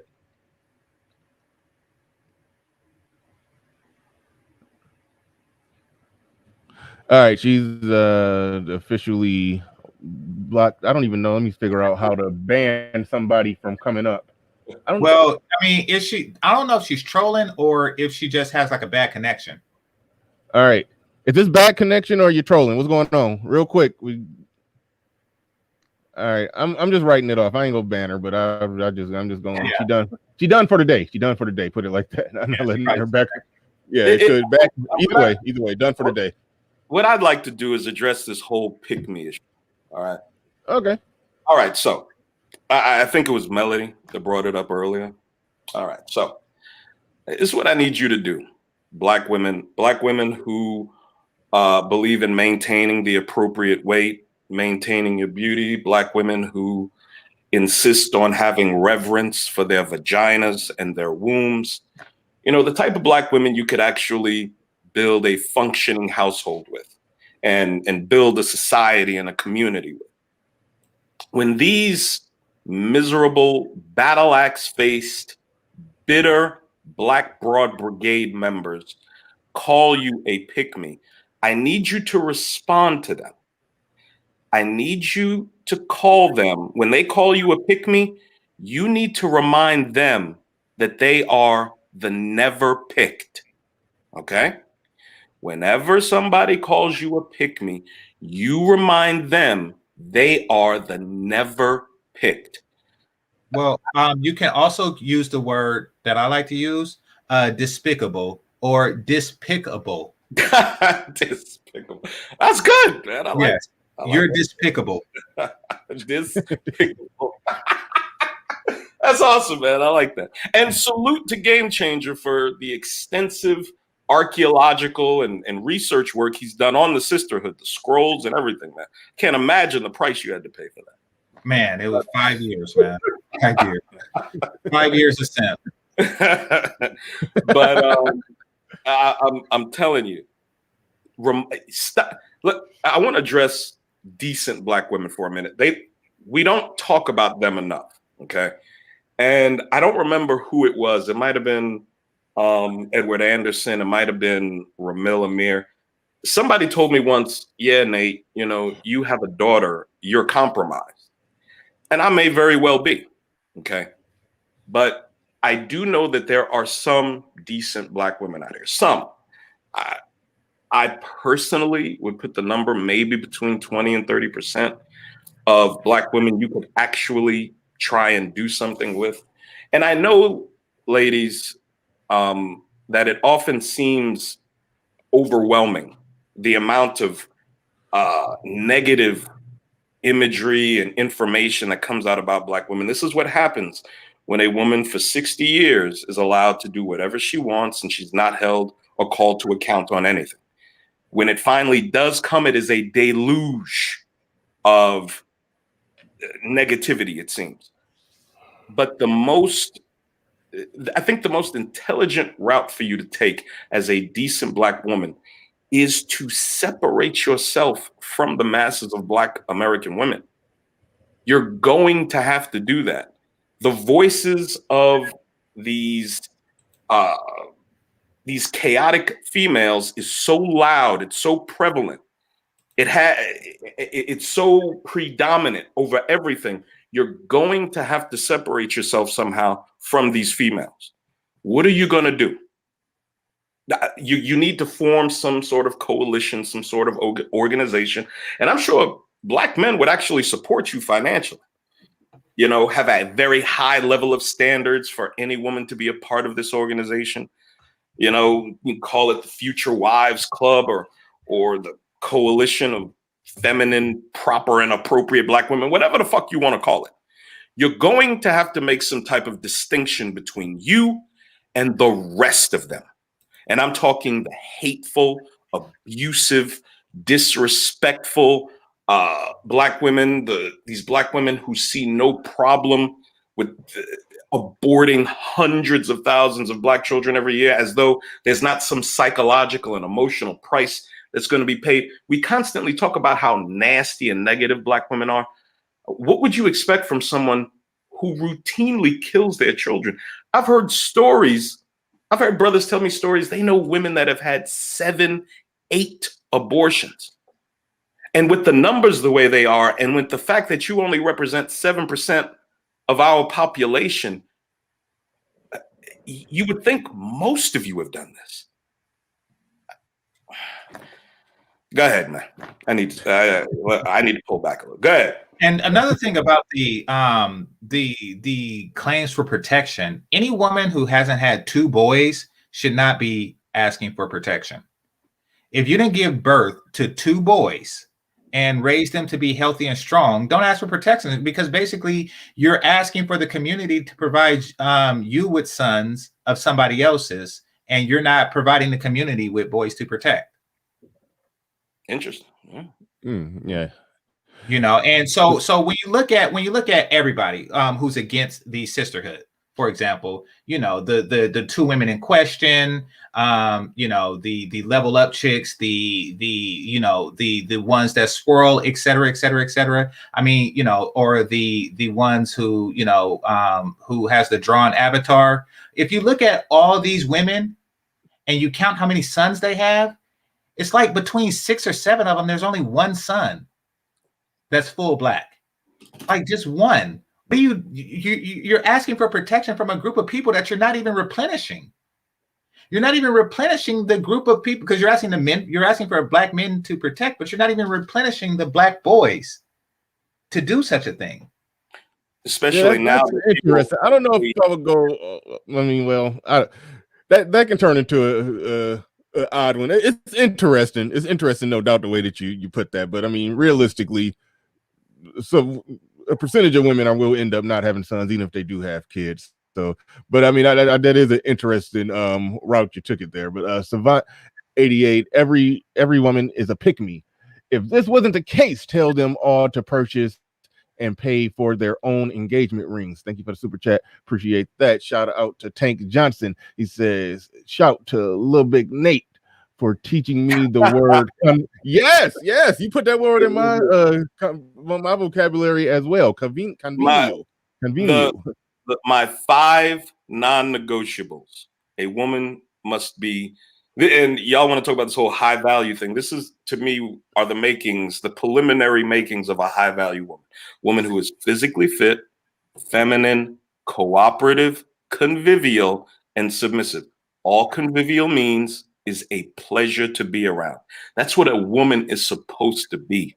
A woman is supposed to brighten up your day. You're supposed to want to come home and receive the conciliatory nature and the cooking, the all those wonderful things that a woman is supposed to have for a proper, competent, hardworking man, you know, and for them to mock it. I mean, you have Black women who openly mock the idea of being convivial. It's amazing. It's amazing. Ladies, I don't know what you expect when everything out of your mouth speaks against the idea of you being the type of woman that a man can do anything with. And I mean anything beyond just sleeping with you. And like, go ahead. Do many want to do that? Like, I hate to be that dude, but like, well, I'm just saying, I'm speaking more towards the women, you know, that I was on the panel with. Mm-hmm. Right. Shout out to Tank Johnson. He says he's been throwing the convivial word around like hot cakes. Shout out to Deacon Dave in the building. What the hell is that? Battle axe is my word. They're the ones full of bitterness, approaching 40, never agreeable, and claim they don't want to be married. They are miserable. Thank you for the super chat. Appreciate that. I had to go full screen on that one. My eyes. Eyes getting blurry. All right. So go ahead, GC. Go ahead, GC. Well, I'm looking at the chat room. It seemed like Keith came up and he had something to say. Yeah, but... Silent. Come on. Yeah, come on back up here, Silent. Hop on. I ain't seen you up here in a while. Come on and speak your piece. I don't know when I might wrap this one up at the 2-hour mark, because I think we turned every stone on this bad boy. Well, one thing to speak on, well, GC, you don't got kids, if I understand correctly. You don't have kids. One thing that I do want to talk about real quick, since Nate had brought up the thing about being compromised if you have a daughter. I think that's only true if it depends on what your goal is. If your goal is a goal similar to Ramil's, shout out to him, then yeah, having a daughter could compromise you, but you don't got that the same goal or the same, I don't know, the same overall view or ideology or philosophy as somebody like Ramil, who in Ramil's perfect world, no Black man would be with any woman in a real relationship. You would just be solo out of a free agent lifestyle. Get your money, build your business, do what you got to do it separately. Just use women for 5%. Just give them 5% of your time as just recreation equipment and be done with it. So for men who draw that hard of a line, yeah, I understand what they mean by guys are compromised when they get daughters, but for everybody don't draw that hard of a line when it comes to this thing. So that's an interesting subject. I thought about doing a show on, are guys compromised if they have daughters. I don't have a daughter. Most people know I got sons, but that's something I may be interested. I may explore that and examine that a little more. But I didn't even close it out with a question. But Nate, you got anything else you want to say on that? Because that is definitely in. Hold on. No, you're gonna hold your thought, because Silent is in the building. It looks like you want to know the track. What is that? Is that your car, or does that look like? No, that's a computer. I don't know why that looked like the screen of a damn real quick. It looked like the screen of like some little workout equipment or something. But no, okay, that's that's a keyboard. Silent, are you even in? Oh goddamn, Silent. He at work. The hell. Let's speak on that being compromised. What do you think is meant by that? And definitely shout out. I reference Ramil a lot because Ramil is airtight. He ain't been going live. Oh yeah, man. I've been on Ramil. I miss Ramil going in, man. It's nothing better than Ramil going in. I haven't been able to sit back and enjoy that in a minute. He ain't been going live, but shout out to Ramil. But go ahead, Lil Big Nate. Absolutely, man. I've been on Ramil's panel several times, and I've discussed the whole marriage issue with him. Mm-hmm. I respect his position. Like any intelligent organism, he is adapting to this radical change in environment. Yep. That's basically all intelligent organisms. Instead of dying, instead of perishing, you will adjust when there's radical changes in the environment. And that's what we have. And that's what he's doing. And I don't think anybody could hold that against him. The whole issue of being compromised comes into play when you are willing to excuse improper behavior. That's not something I do. Even with my own daughter, my own mother, sister, you do not accept improper behavior from these women. And I think it was Edward Anderson that said, don't be blue pill. Well, don't be red pill with black women and then be blue pill with women of other races. And he's right. And I'd like to piggyback on that. Don't be red pill with black women that aren't related to you and then be blue pill with black women that are. Be red pill with all these females, all of them, including the ones in your family. You'll find that when you start expressing yourself, expressing a perspective that doesn't jive with what their political allegiances are, you will be persona non grata. They're going to attack you. They're going to do all sorts of shit to you. That you stand your ground and you, when need be, you punish them. Remove your relationship from them. I got a couple of sisters I haven't talked to in a while for the simple fact that I'm not allowed to believe what I choose to believe. These are the same women that have come for me for money. I've paid their rent. I've gotten a $600 boot off their car. They can come to you when they need shit, but when it comes to respecting your right as a man to believe what you believe and speak your beliefs, that tends to go out the window with them. And you should let them follow whatever's going out of the window too. Toss them. Fuck them. All right. Silent Lamont in the building. What's going on, Silent? Hey, what's going on? Salute to you, man. Salute to GC. What's going on, broski? What's up? Hey, you know me. I'll make it quick. The one thing we missing is that you have a group of people who have alienated their counterparts and they don't own that. 50, 60, 70 years of talking shit about the men you want to protect you ain't gonna work. They just gonna let you get your dick knocked in the dirt, man. I mean, every 5 minutes you see, black men in the real world run across 10 or 15 negative propaganda against them by their own women. Niggas ain't shit, you niggas this, you niggas that. After 50, 60, 70 years, all of that adds up. And people just stop giving a fuck about you. I mean, we are in a space where we talk about an 80-20 rule. A 80-20 rule cannot exist if women want protection. You cannot lock 80% of men out of the sexual market and then ask for communal protection. If anything, you should be fearful that the 80% don't kill that 20% and don't drag y'all asses. That's the fucking truth. So those young men who see a broad at the grocery store getting dragged, look back on all the shit that they've heard from their women about how they ain't shit, and they turn a blind eye because black men don't give a fuck anymore. And and some of the things I've been talking about over years of leading up to this, when I talk about how you'll see attractive women becoming homeless, this is the lead up to that. When you see a woman just getting the brakes beat off of her in the street and you just walk by her like you don't give a fuck, that is a complete communal breakdown that tells you that the men have absolutely no reverence for the women. And that's a problem for the women.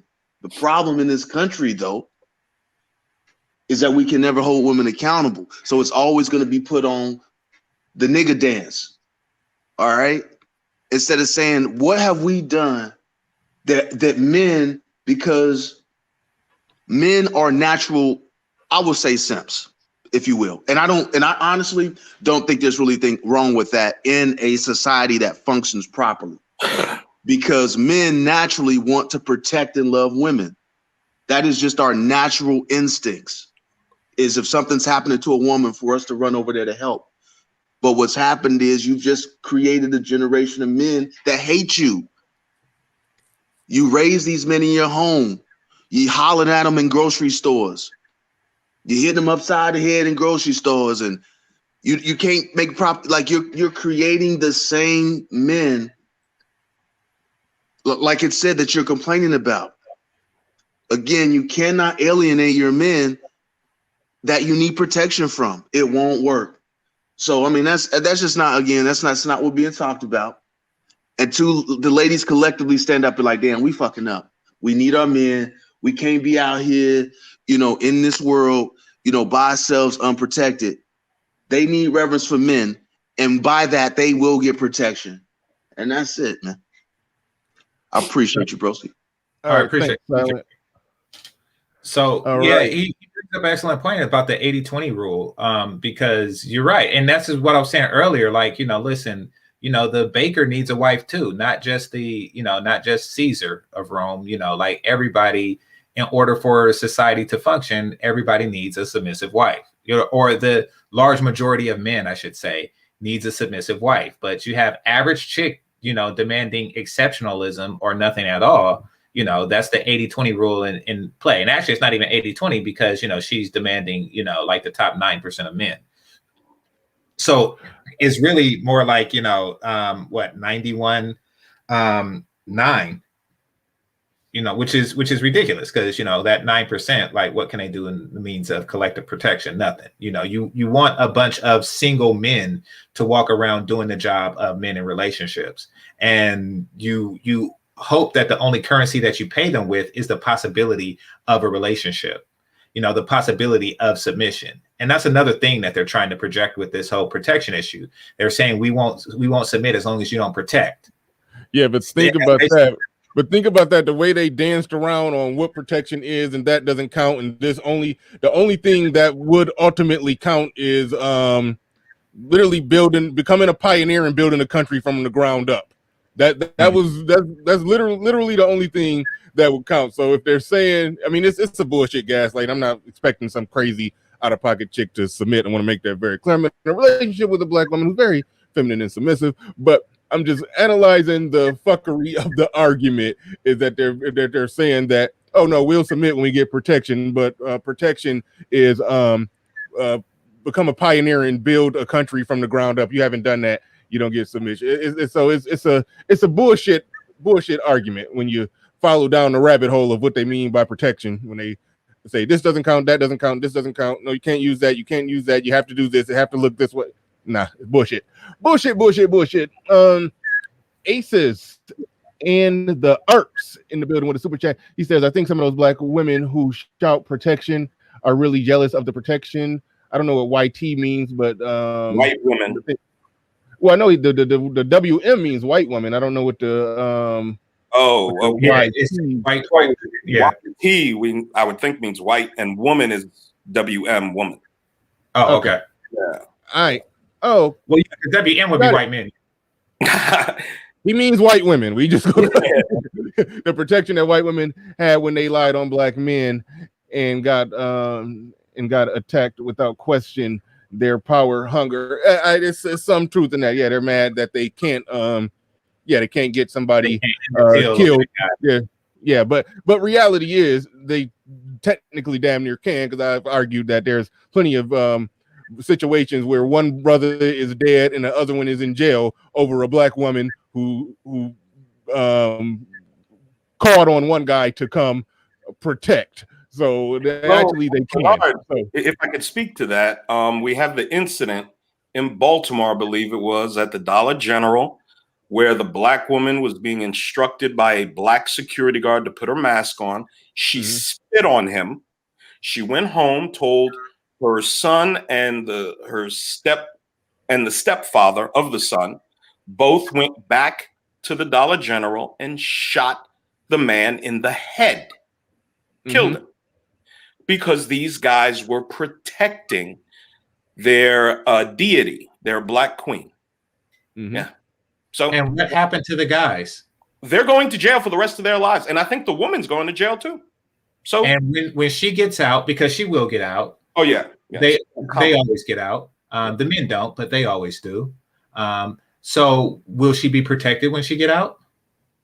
She'll find another disgusting degenerate to marry. You mean to tell me that black men are so desperate that they are getting with single mother ex-cons that got their last husband in prison and son? You mean to tell me that dudes are that desperate? I don't believe that they're that desperate. Come on. We are the race of kings. You're telling me that brothers are so thirsty that they're willing to do that? I got a funny story, Game Changer, but okay. I'll tell this real quick. So this is like a year ago. I was in Walmart, right? And I'm standing by the lunch meat trying to find like an organic turkey or something, right? So down the aisle comes a black man and a morbidly obese white woman, right? Mm-hmm. I looked at them. I turned away from them and I looked back at the turkey, but this song popped into my head and I started laughing.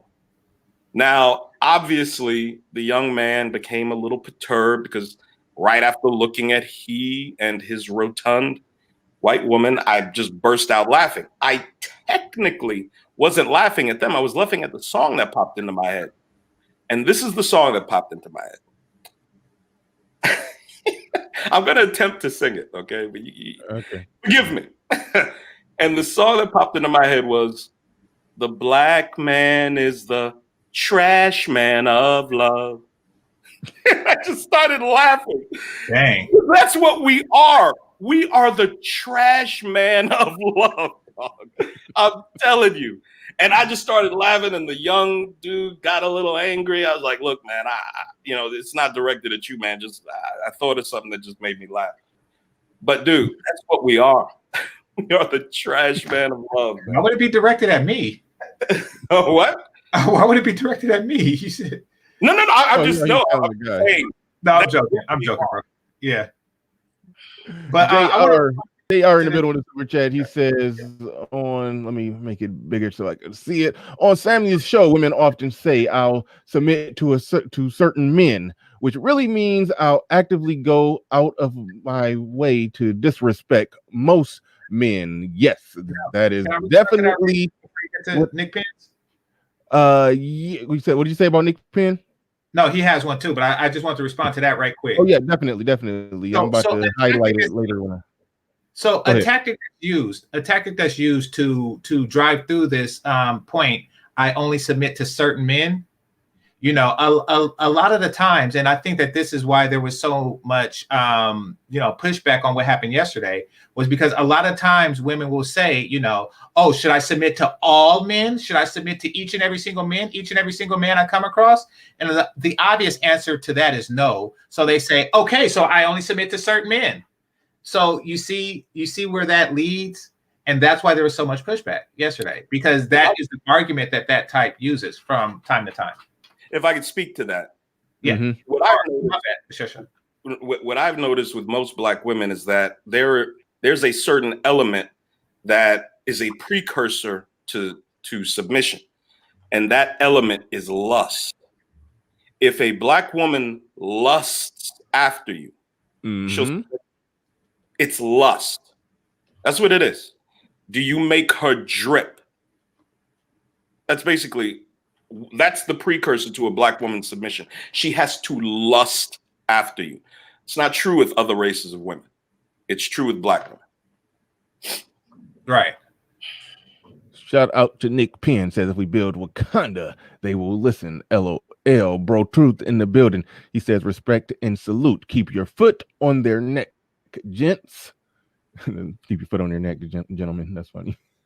All right, Coach Ali back in the building. He says bingo, little big Nate. Shout out to Coach Ali. Who else we got in the building? We got Gilmo says a Black man killed a deli worker in 2020 because the deli work didn't want to sell a Lucy cigarette to a Black woman. Now keep in mind, these are just individual situations. Yeah. The collective isn't protected. Right. Right. Yeah. Now, one of them actually had a definition that she wrote on our community tab of protection that I'd like to share with everyone. Yes. Look forward to this. Yeah. It says, protection is not about an individual perceived worthiness. It's about asserting the boundaries of your power to people outside of what/who you intend to control and dominate. The military protects all a country's people, homeless, criminals, whores, and saints alike, because it shows weakness not to protect one's own, and weakness is exploited. Any penalties come from within, not without, or one's power will not be respected. However, we often do not consider the macro as a community, and that is why we collectively are not successful in global competition. Perhaps we don't want to compete. We just want to watch the competitors and live vicariously through their victories. Mm-hmm. I'd like to address. Go ahead. I'm sorry. Oh no, I was going to see if Game Changer, because he found it, he read it. I want to see if you wanted to respond to that. There are some things I heard in there that I want to issue with. But go ahead. I'm going to go to Game Changer first. Yeah, I'll let you brothers go first. I do want to respond, but I'll let you brothers go first because I don't want to be redundant. I want to take issue with the protecting of prostitutes. One of my favorite, I love crime mysteries. I love the First 48, and I watch these shows often.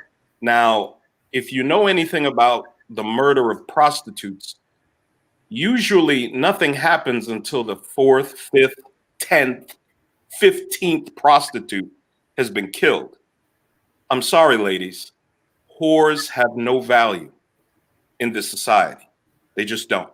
If you're going to be a promiscuous woman, if you're going to attend your slut walks and take your moral advice from the likes of Amber Rose and women of her ilk, then you will be a woman without value. A woman without virtue is a woman without value. If you're out there spreading yourself like super thin like mayo on a baguette, I promise you, when you're gone, it's going to take a while before anybody cares. Whores are not valued. Women of low caliber, low stature, they're simply not valued. And when they come up disappearing, it takes a multitude of them before people, before the authorities raise an eyebrow. It takes a while. So good luck with that.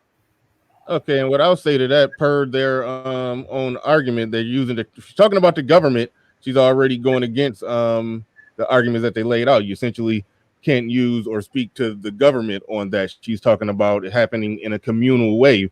When she's saying the government or the military protects everybody, even the prostitute. In order for the argument to work, she must explain how her definition of protection in the way that she gaslights it against black men, she would have to explain how in a communal effort, some group of people are doing A, B, and C to protect the littlest, the smallest, the prostitute, and all of that in between. If she's talking about the government, I understand the spin move that a lot of people that come from the pro-black angle take. The government, that's white people. They look at that as a communal effort by white people. But as I said before, many races of people, black men in particular, helped build this country, fought in every war for this country, are citizens of this country, pay taxes to this country to fund the government that she's using as an example of providing protection to the biggest and smallest. So if that's what you're using to talk about how other communities do that, no, every community is doing that. If every community is ultimately funding the government that provides that type of protection that you're talking about, you're not talking about how Joe Dirt and Jim Bob are doing some communal effort to protect the collective of white women. So you can't try to make an equal comparison and try to say how is Tyrone or some even the upstanding brother leading some communal effort to protect the collective, or as they say, all black women. It turns into a goofy bullshit gaslighting argument. That's my response to what she said about her definition of protection. But go ahead, Game Changer. Okay, my response to her to what she says is, it says any penalties come from within. Let's see. Oh, so she want black. Okay, she want black men to take leadership and start. Hold on, she want black men to take leadership, start busting the heads of black women who get out of line. Then okay, penalties come from within. Anyway, I'm joking.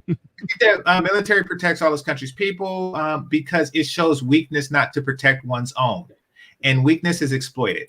So basically, Why all of a sudden these chicks are worried about black men looking weak when everything they do is to show the world that we're weak? Like every day they're on some beta male coon, or they have something to say we're weak. They're touting to the world we're weak, and they it's like, what? We already look weak just by being with you. Like every time we see a healthy man with a fat woman, that's looks weak. Like everything we do that involves you is a weakness. It's exploitable. Like you are obviously showing us as exploitable. So, you know, protecting you won't change the image of weakness that you project to the world. When black women talk about protection, ultimately what they're saying is, I need you to protect me from me. I need you to protect me from my terrible life decisions. I need you to protect me from the mistakes I make. I need you to protect me when I decide to look at men in an adversarial light, look at men as my competitor, and you look at men as people I can take advantage of, use, and manipulate. I need you to protect me from me. Because again, like Game Changer said earlier, there are not raving packs of Caucasians or Asians or anyone that are attacking black women. If I look at these hundreds of thousands of videos, I see black women attacking black women. I see black women attacking black men. I see black women attacking white people. I see black women attacking Asian nail salon owners, Middle Eastern gas station attendants. That's what I see. Now, I could be wrong.